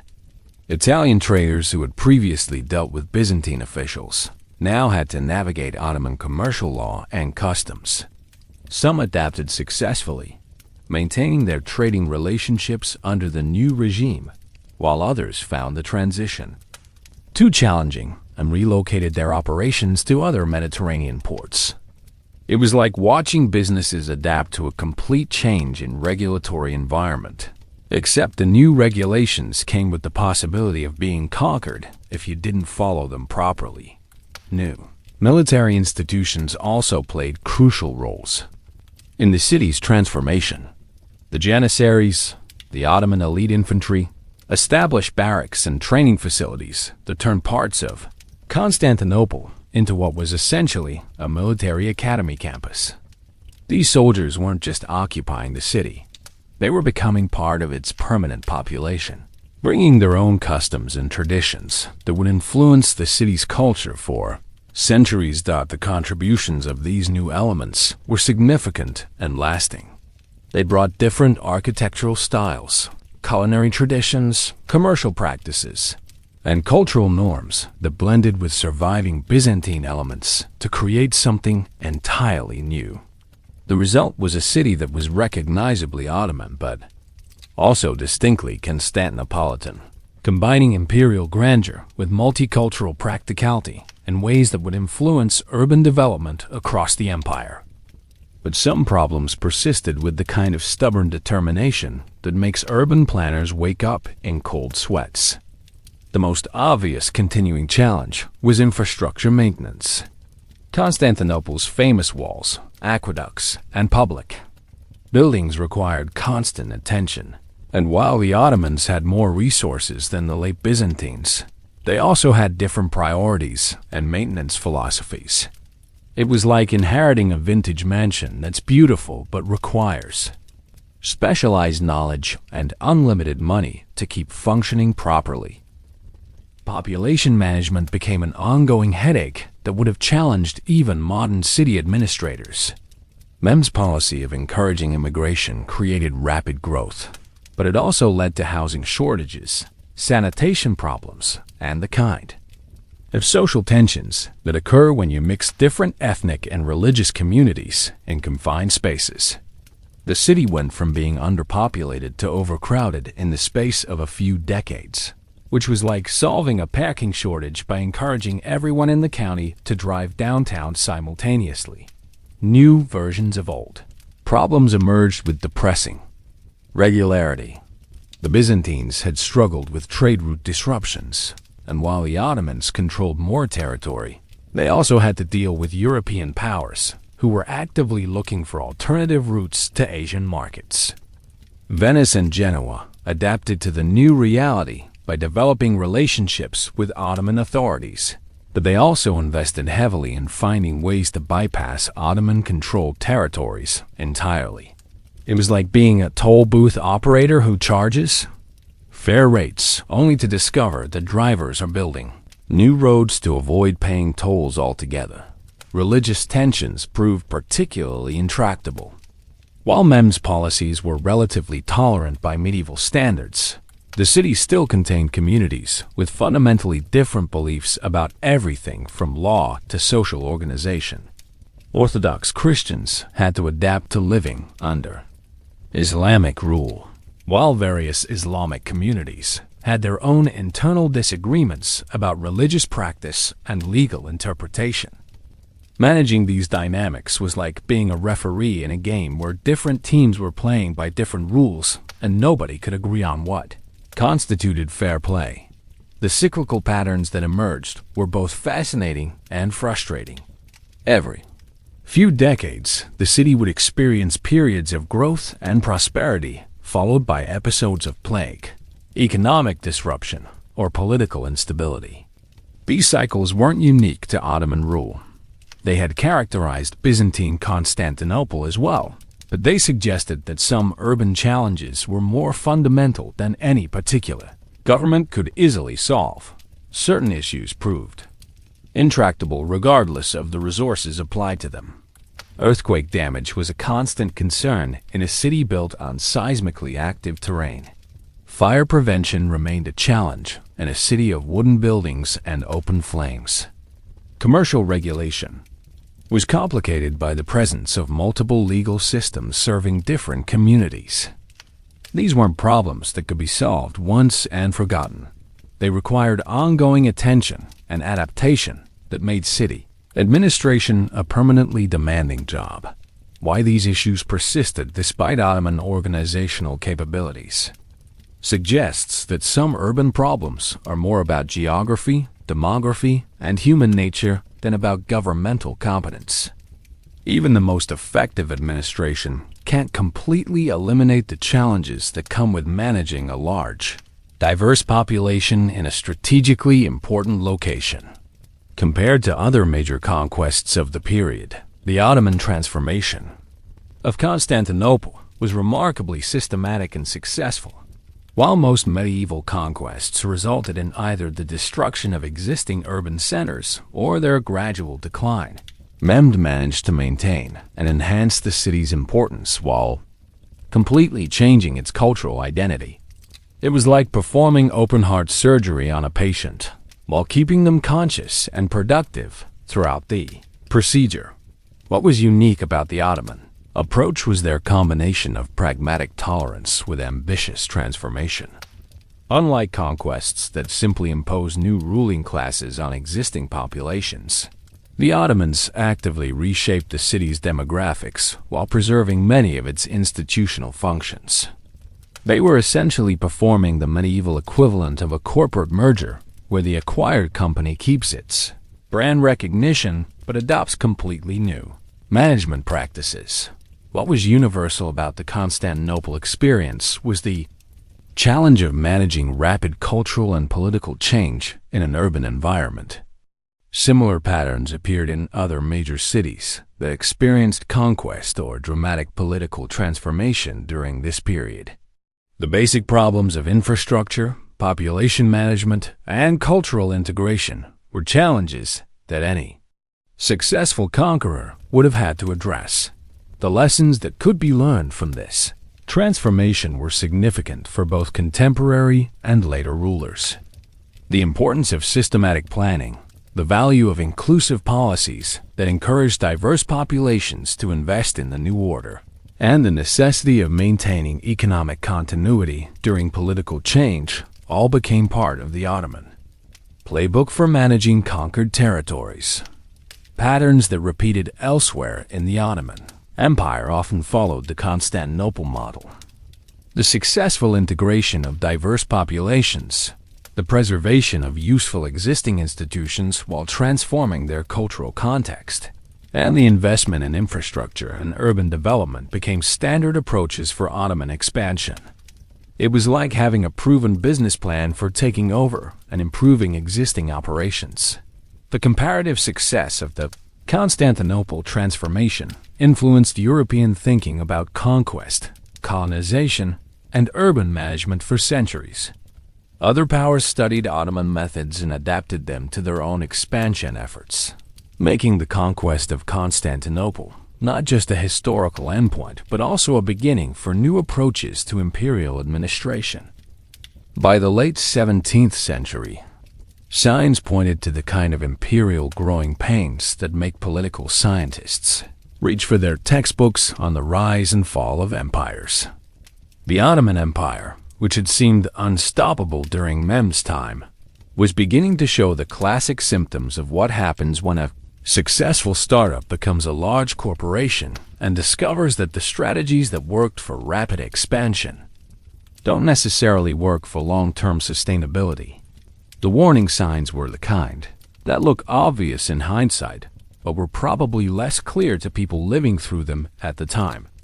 Military campaigns that had once resulted in easy victories were becoming expensive stalemates. The empire was spending more on defense and administration than it was gaining from new conquests, which was like running a business where your expansion costs more than the revenue from new markets. The mathematics of imperial growth were starting to work against the Ottomans in ways that would have made their earlier rulers very uncomfortable. What key players could see versus what they missed created a fascinating study in organizational psychology. Ottoman administrators were aware that military campaigns were becoming more costly and less profitable, but they often interpreted this as temporary setbacks rather than systemic problems. It was like being the manager of a restaurant that's losing customers and assuming it's just a seasonal downturn rather than recognizing that the entire neighborhood's dining preferences have changed. The resistance to inevitable change was both understandable and ultimately futile. The Ottoman military and administrative system had been designed for continuous expansion, and adapting it to manage a stable empire required fundamental reforms that challenged established interests and traditional practices. It was like trying to convert a race car into a family sedan. Technically possible, but requiring changes that would make the vehicle almost unrecognizable to people who remembered what it used to be. European military technology was advancing in ways that made traditional Ottoman advantages less decisive. The innovations that had given Mehmed his victory over Constantinople were being improved upon and standardized by European armies, while the Ottomans found themselves in the awkward position of playing catch-up with technologies they had helped pioneer. It was like inventing the smartphone and then watching other companies release better versions, while you're still trying to figure out how to improve your original design. Perhaps most significantly, the global economic landscape was shifting in ways that reduced the strategic importance of controlling traditional trade routes. European exploration had opened new paths to Asian markets that bypassed Ottoman territories entirely, reducing the empire's leverage in international commerce. The empire that had built its wealth on controlling the bridge between Europe and Asia was discovering that bridges become less valuable when people start building alternative routes. The end of Ottoman dominance didn't arrive with the dramatic finality of a siege or the decisive clash of a single battle. It unfolded more like a really slow-motion sequel to a blockbuster movie, where all the characters are recognizable, but somehow less impressive than they used to be.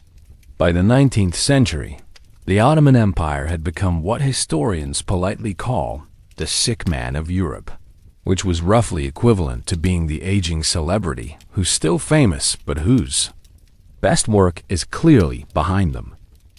The specific events that marked this decline read like a greatest hits collection of imperial mismanagement.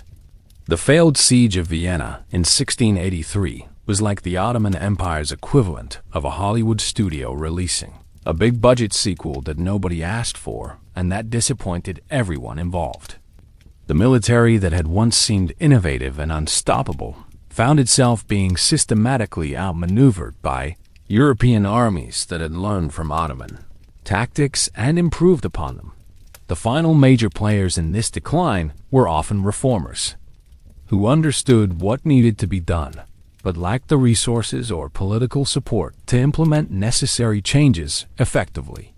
Sultans like Selim III and Mahmud II attempted to modernize the military and administrative systems, but their efforts were like trying to update a computer operating system while the computer is still running and other people are actively trying to prevent you from making changes.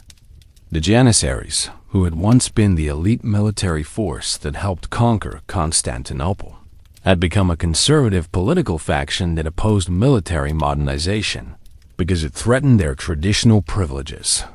The dramatic final moments were actually more like a series of increasingly desperate attempts to maintain relevance in a changing world. The Tanzimat reforms of the mid-19th century represented a comprehensive effort to modernize Ottoman institutions and bring them into line with European standards. but they came so late in the process that they resembled the institutional equivalent of rearranging deck chairs on the Titanic. Well-intentioned and possibly helpful, but probably insufficient to address the fundamental problems. The gradual decline was punctuated by moments of crisis that revealed how far the empire had fallen from its earlier heights. The Crimean War showed that the Ottomans could only maintain their territorial integrity with European support, which was like needing your younger siblings to help you in a fight you used to be able to handle on your own. The Russo-Turkish Wars demonstrated that the empire could no longer reliably defend its own territory against determined European opponents. The symbolic endpoints came in waves rather than a single decisive moment. The loss of European territories during the 19th century meant that the Ottoman Empire was gradually becoming more of a Middle Eastern regional power than a European imperial force. The creation of autonomous regions within the empire showed that central control was weakening to the point where local authorities were essentially governing themselves while maintaining nominal Ottoman allegiance. Perhaps most telling was the way Constantinople itself reflected these broader changes. The city remained magnificent, but it was increasingly a showcase of past glory rather than current power. Foreign diplomats and visitors often commented on the contrast between the city's impressive architecture and the evident decline in its political and economic influence.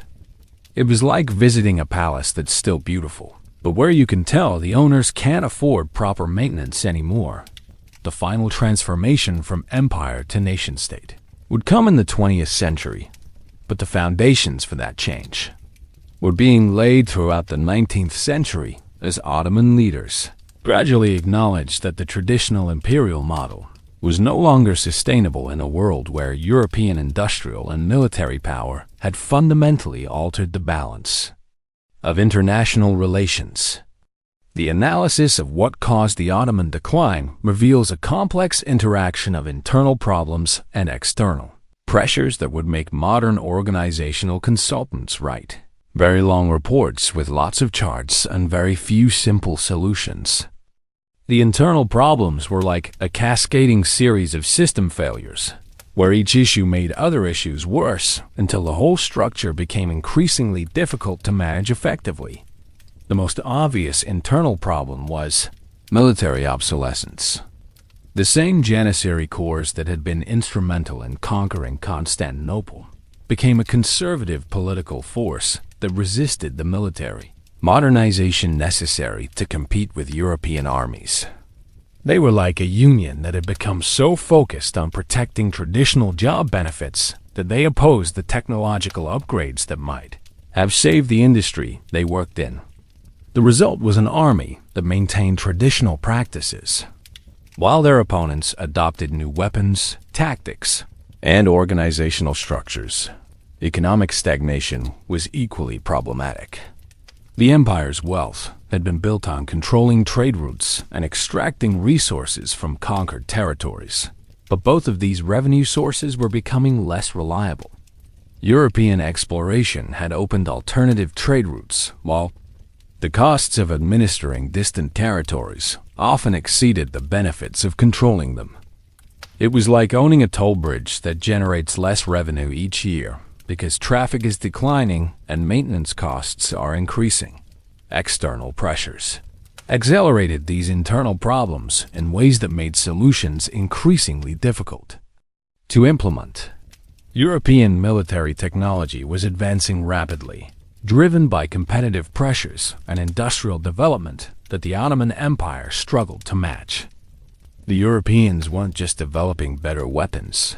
They were creating more efficient manufacturing processes, more effective training methods, and more sophisticated logistics systems that gave them cumulative advantages in extended conflicts. The role of individuals versus historical forces in this decline is particularly interesting. Some Ottoman leaders clearly understood the nature of the challenges they faced and attempted to implement reforms that might have arrested the decline. However, their efforts were constrained by institutional resistance resource limitations, and the sheer scale of the changes that would have been necessary to fundamentally alter the empire's trajectory. What could have been done differently is a question that historians continue to debate. Earlier and more comprehensive military reforms might have helped, but they would have required overcoming entrenched interests that benefited from the existing system. Economic diversification could have reduced dependence on traditional revenue sources, but it would have demanded investments in education and infrastructure that the empire struggled to afford. Political reforms that gave more autonomy to regional administrators might have improved efficiency, but they also risked fragmenting imperial unity. The question of inevitability versus contingency suggests that while the specific timing and manner of Ottoman decline weren't predetermined, the fundamental challenges the empire faced were probably insurmountable given the resources and options available to its leaders. The combination of internal institutional rigidity and external competitive pressure created a situation where avoiding decline would have required changes so fundamental that they might have transformed the empire beyond recognition. Perhaps most significantly, the Ottoman decline coincided with a period of rapid European expansion and technological development that made traditional imperial strategies obsolete for everyone, not just the Ottomans. The empire's problems weren't unique. They were part of a broader transformation in the nature of international power that affected all traditional empires during this period. The immediate aftermath of Ottoman decline in Constantinople was like watching the end of a really long-running TV show. Everyone knew it was coming, but the actual experience was still somehow surprising and emotionally complicated. The city that had been the center of an empire stretching across 3 continents found itself becoming the capital of a much smaller, more geographically concentrated Turkish state that was still figuring out what it wanted to be when it grew. Who stepped into the vacuum was initially unclear, creating a period of political uncertainty that made international observers nervous and local residents even more nervous. The Young Turks, who had led the revolution against Sultan Abdul Hamid II, represented a new generation of Ottoman leaders who wanted to modernize the empire but weren't entirely sure how to go about it. They were like new management taking over, a struggling company with good intentions, but limited experience in actually running the kind of organization they'd inherited. The short-term consequences were a mixture of hope and chaos that characterized most revolutionary periods. Political reforms promised greater representation and civil liberties, but they also destabilized traditional power structures in ways that created new conflicts. Military modernization efforts showed promise, but also revealed how far behind European standards the Ottoman forces had fallen. Economic reforms addressed some long-standing problems, but also disrupted established patterns of trade and administration. Contemporary reactions reflected the complexity of the situation.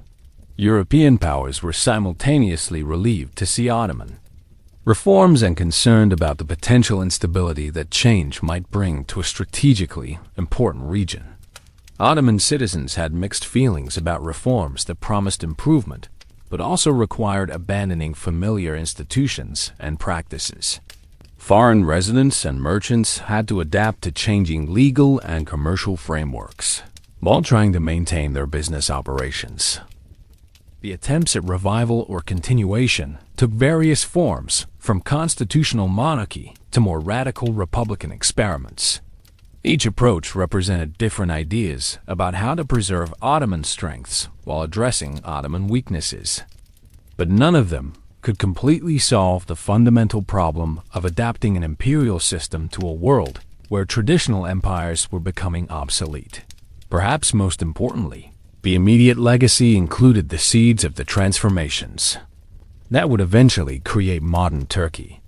The emphasis on modernization, the attempts to balance traditional identity with contemporary requirements, and the recognition that fundamental change was necessary all became part of the foundation for the later Republican Revolution. It was like the dress rehearsal for a much more dramatic performance that would follow in the next decade, with many of the same actors but a completely different script. The legacy of Constantinople's fall shaped European and Middle Eastern history, with the kind of long-term influence that makes historians argue about causation for centuries. The conquest didn't just end the Byzantine Empire. It fundamentally altered the balance of power in ways that influenced everything from Renaissance exploration to modern geopolitics. It was like dropping a stone into a historical pond and watching the ripples spread outward for the next 500 years. The most immediate impact was on European trade and exploration. With Constantinople under Ottoman control, traditional routes to Asian markets became more expensive and politically complicated, which gave European powers strong incentives to find alternative paths to the spices, silk, and other luxury goods that their economies had come to depend on. This was like having your favorite shortcut to work suddenly become a toll road with unpredictable fees, technically still usable, but expensive enough to make you look for other options. The conquest directly contributed to the age of exploration that would reshape global politics and economics. Portuguese and Spanish expeditions that led to the colonization of the Americas were partly motivated by the need to bypass Ottoman-controlled territories. In a very real sense, Mehmed's cannons didn't just knock down Byzantine walls. They helped launch European ships toward the New World. Columbus might never have convinced anyone to fund his expeditions if the traditional Eastern trade routes had remained easily accessible to European merchants. The religious implications were equally far-reaching. The fall of Constantinople was interpreted by many Christians as an apocalyptic event, confirming fears about Islamic expansion and strengthening calls for crusades and religious reform. The conquest became a rallying cry for European unity against Ottoman expansion, though this unity was often more theoretical than practical. It was like having a shared threat that everyone agreed was serious, but nobody could agree on how to address effectively. Later generations viewed the conquest through different lenses that reflected their own political and cultural concerns. During the height of European colonialism, it was often portrayed as an example of Islamic fanaticism overwhelming Christian civilization. During the Cold War, it was sometimes reinterpreted as an example of East-West conflict with contemporary relevance. More recently, it's been examined as a case study in the clash between traditional and modern military technologies, or as an example of successful multicultural integration under Ottoman rule. The myths versus realities that developed around the conquest created their own historical legacy. Popular European narratives often emphasize the heroic resistance of Constantine XI and the tragic end of the Byzantine Empire, while downplaying the internal weaknesses that made the conquest possible. Ottoman narratives celebrated Mehmed's tactical brilliance while sometimes understating the role of technological advantages and numerical superiority. These competing versions of the same events influenced diplomatic relations and cultural attitudes for generations. Perhaps most significantly, the conquest established a precedent for Ottoman expansion into Europe that would influence European politics for centuries. The siege demonstrated that traditional fortifications were obsolete against modern artillery, forcing European powers to completely rethink their defensive strategies. It also showed that the Ottoman Empire was capable of sustained, sophisticated military campaigns that combined innovative tactics with superior organization. This recognition shaped European diplomatic and military planning throughout the early modern period, contributing to the alliance systems and balance of power politics that would characterize European international relations until the 20th century. Today, we can see echoes of the Constantinople siege in conflicts and situations that would make Mehmed II and Constantine XI feel uncomfortably familiar with contemporary strategic challenges.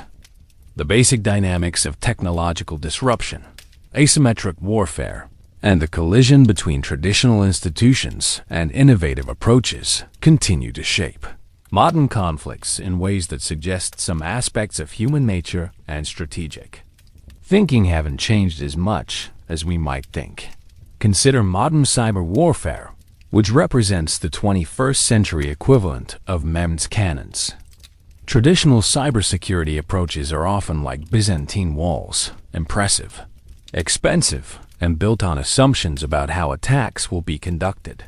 Meanwhile, hackers employ the digital equivalent of transporting ships over land, finding ways to attack systems from directions that weren't anticipated by the people who designed the defenses. The psychological impact of successful cyber attacks often exceeds their actual damage.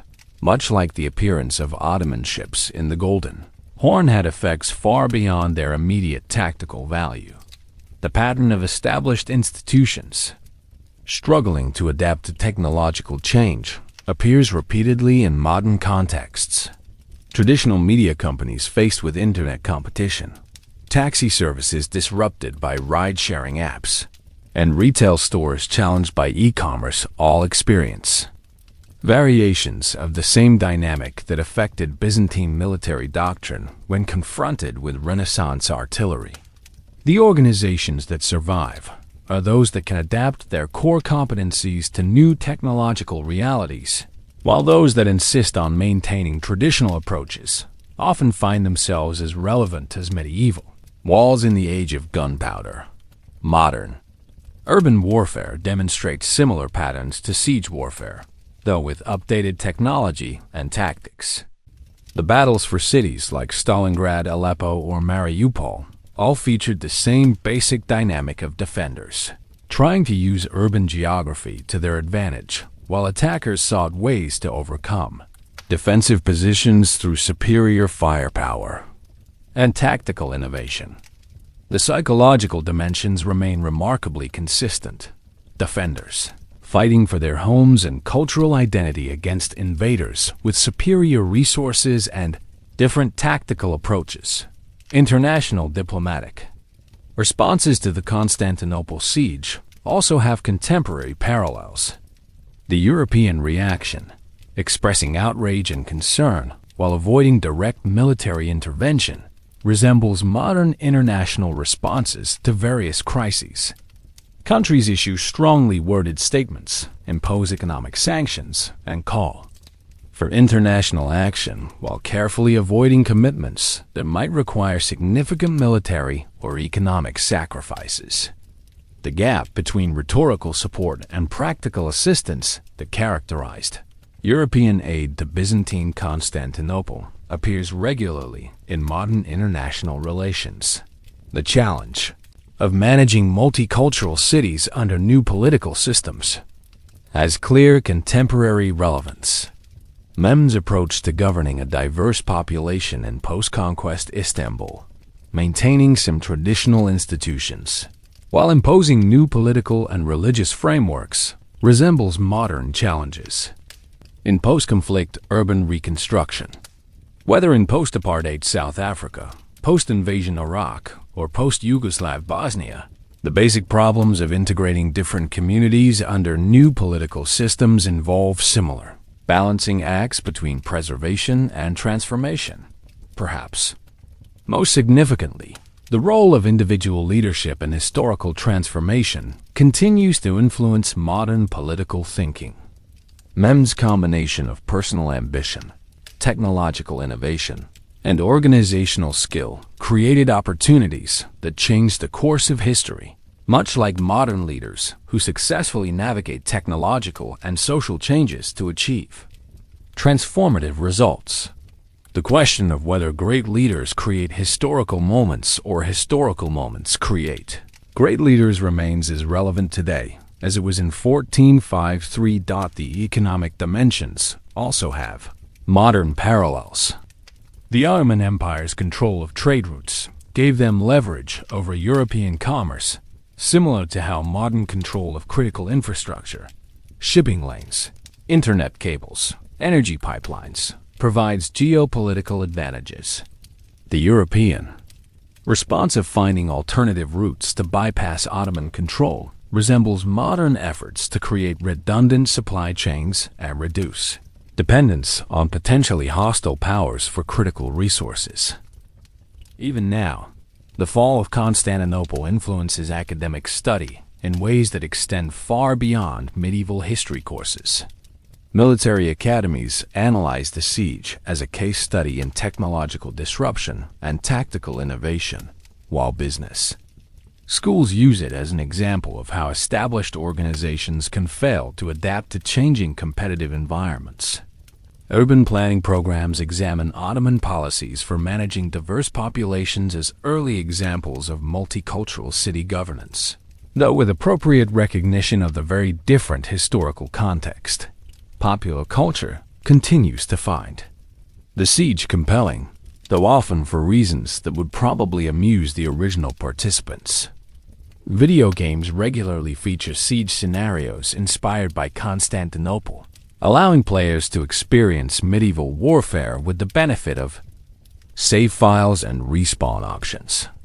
Historical fiction has produced countless novels about the siege, usually focusing on the romantic drama and heroic sacrifice, while downplaying the more mundane aspects of logistics and supply management that actually determined the outcome. Political discourse occasionally invokes the siege as a metaphor for various contemporary concerns, though these references often reveal more about current political anxieties than about historical understanding.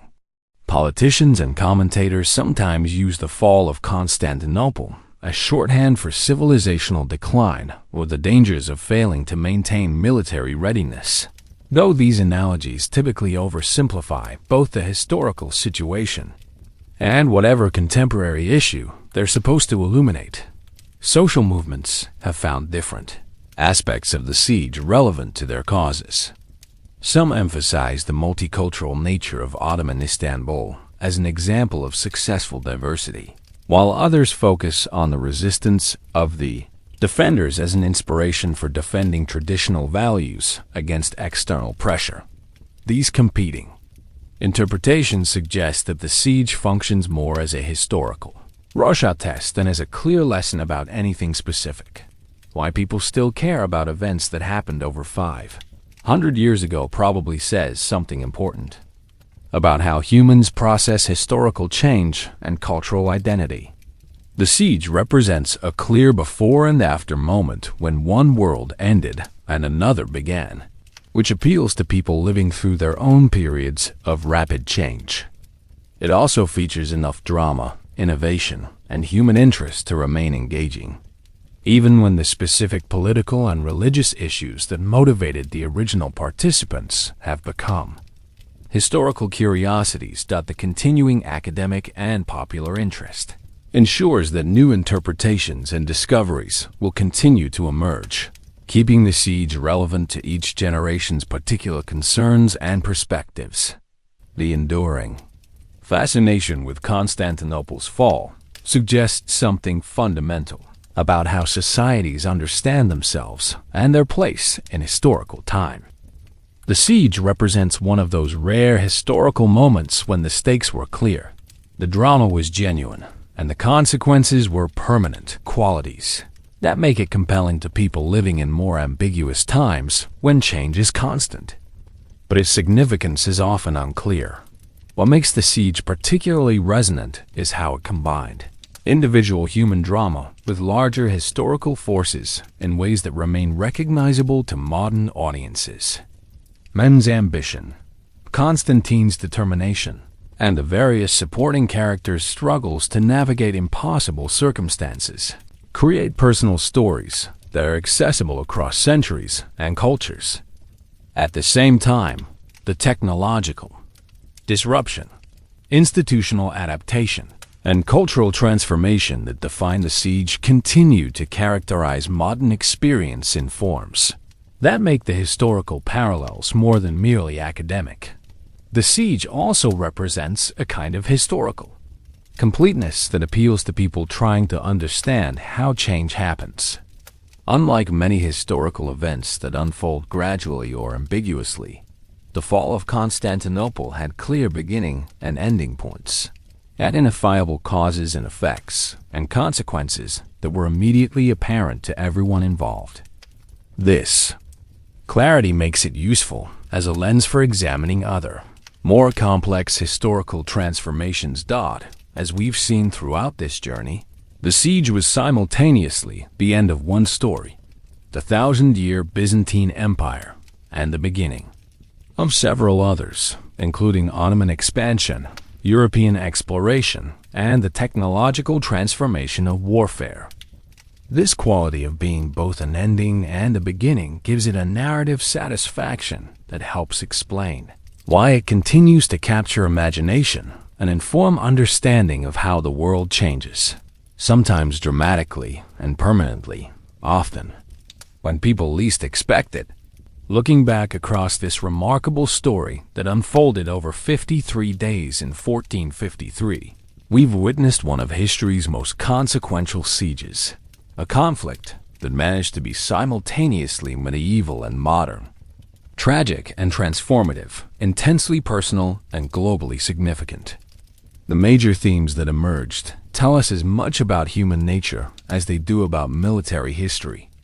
The persistence of ambition in the face of impossible odds, the power of technological innovation to reshape entire civilizations, and the way individual choices can echo through centuries of subsequent history. The key patterns we've observed would be familiar to anyone who's lived through periods of rapid change.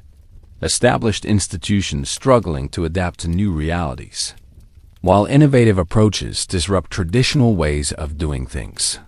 Leaders trying to balance competing demands while managing crises they never expected to face. Communities attempting to preserve their identity while adapting to circumstances beyond their control. These dynamics weren't unique to 15th century Constantinople. They're part of the human condition that appears whenever societies encounter fundamental change. Perhaps most surprising was discovering how many of our assumptions about medieval siege warfare were shaped more by romantic imagination than historical reality. The siege wasn't a clash between noble knights and exotic barbarians. It was a complex interaction between professional soldiers, skilled engineers, pragmatic politicians, and ordinary people trying to survive extraordinary circumstances. The technological gap wasn't between primitive and advanced civilizations, but between an empire that had stopped innovating and one that had embraced change as a strategic necessity. The most important takeaways extend beyond military history into questions about how societies adapt to change, how technological disruption reshapes political relationships, and how individual leadership interacts with larger historical forces. Men's victory wasn't inevitable. It required personal determination, institutional support, technological advantages, and a series of tactical decisions that could have gone differently. Constantine's defeat wasn't predetermined either. It resulted from a combination of resource limitations, strategic miscalculations, and circumstances that no previous Byzantine emperor had ever faced. How our understanding has evolved throughout this exploration reveals the complexity of historical interpretation. What initially appeared to be a straightforward story of conquest became a multifaceted examination of technological change, cultural adaptation, and the unpredictable ways that local events can have global consequences. The siege functioned simultaneously as the end of the ancient world and the beginning of the modern one, making it a historical hinge point that helps explain how we got from there to here. The human stories we've encountered, from Orban's entrepreneurial cannon-making to Constantine's final stand, remind us that history isn't just about large-scale forces and abstract trends, but about real people making difficult decisions under extraordinary pressure. As we near the end of our journey, there's one final story that perfectly encapsulates the strange mixture of tragedy, determination, and historical irony that defined these 53 days. After the city fell and the traditional 3 days of looting had ended, Sultan Mehmed II walked through the ruins of the great palace of Constantinople, the residence that had housed Roman and Byzantine emperors for over 800 years. According to contemporary accounts, he found himself alone in the abandoned throne room, where he reportedly recited a Persian poem about the impermanence of earthly power and the inevitable decay of all human achievements. This moment captures something essential about the siege that goes beyond simple military victory or political conquest. Here was a 21-year-old who had just accomplished something that had eluded Islamic rulers for 8 centuries, standing in the ruins of an empire that had seemed permanent to everyone who lived under it, contemplating the temporary nature of all human accomplishments. It was like winning the championship of a sport you trained your whole life to play, only to realize that the victory itself was just another step in a much longer story that would eventually include your own defeat and replacement. The poem Mehmed chose was particularly appropriate. The spider weaves the curtains in the palace of the Caesars. The owl calls the watches in the towers of Afrasiab. It was a meditation on how quickly the mighty fall and how nature reclaims even the most impressive human constructions. The irony wasn't lost on anyone familiar with Persian literature.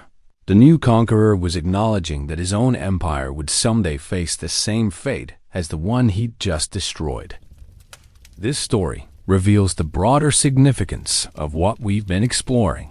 The siege wasn't just about one city changing hands, or even about one empire replacing another.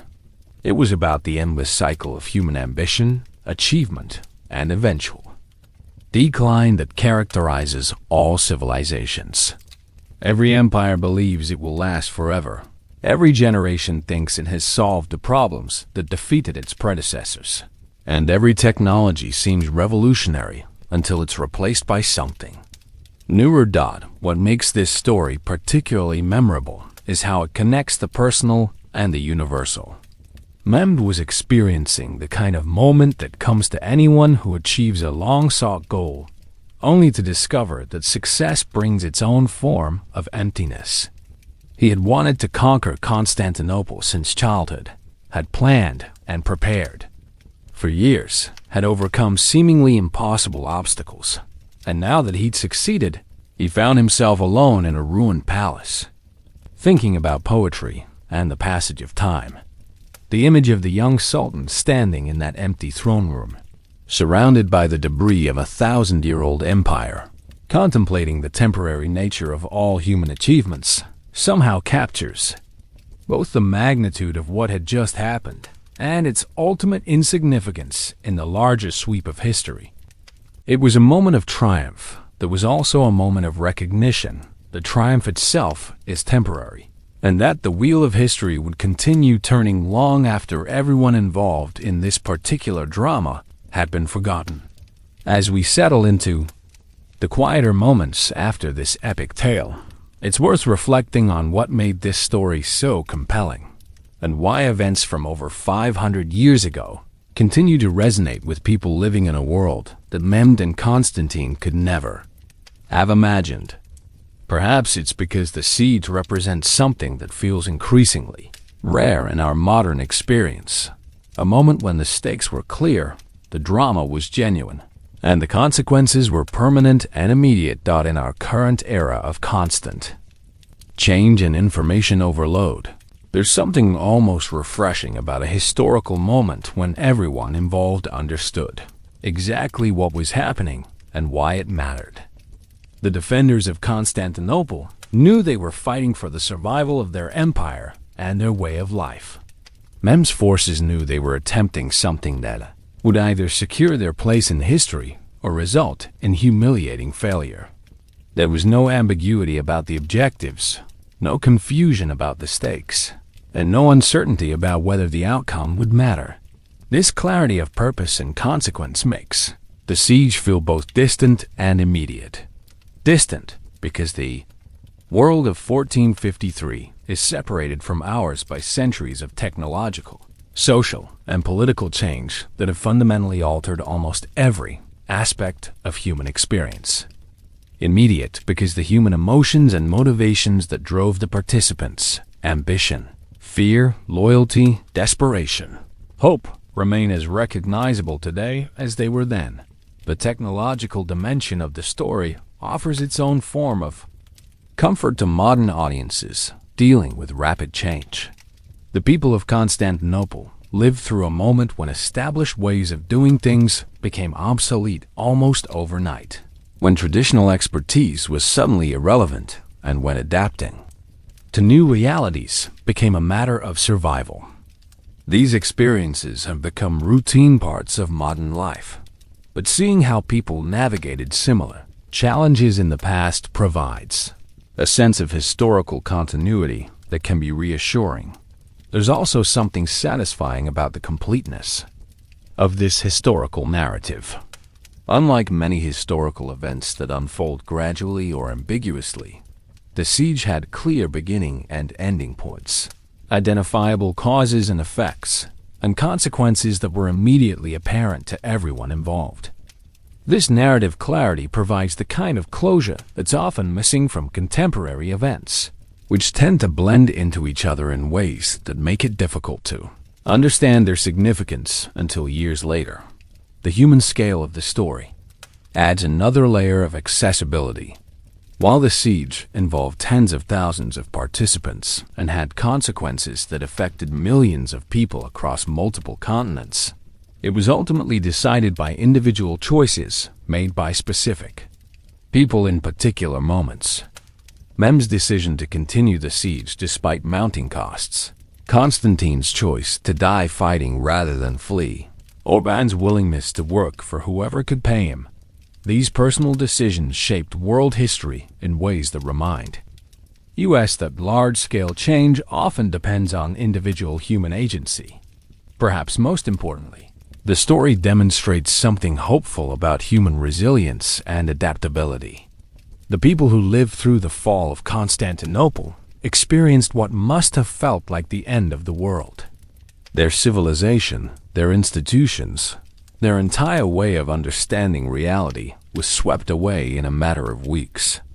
Yet life continued, new communities formed, different traditions emerged, and the city eventually became the center of a different but equally impressive civilization.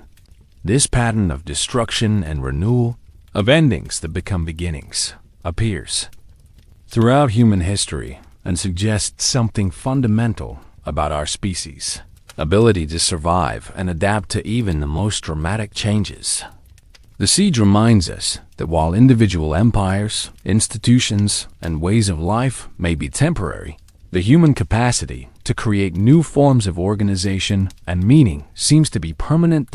As we drift towards sleep, we can take some comfort in knowing that people have been facing impossible challenges, adapting to revolutionary changes, and finding ways to build meaningful lives amid uncertainty for as long as there have been people. The defenders of Constantinople thought they were living through the end of history, but they were actually experiencing one of its many transformations. Their story ended, but other stories began, and the larger human story continued. The walls of Constantinople may have fallen, but the human capacity for courage, creativity, and adaptation that was displayed during those 53 days remains intact. In a world that often feels overwhelming and uncertain, that's a legacy worth remembering as we face our own challenges and changes. The siege is over, the empires have fallen, and the people who lived through those dramatic days have long since found their rest.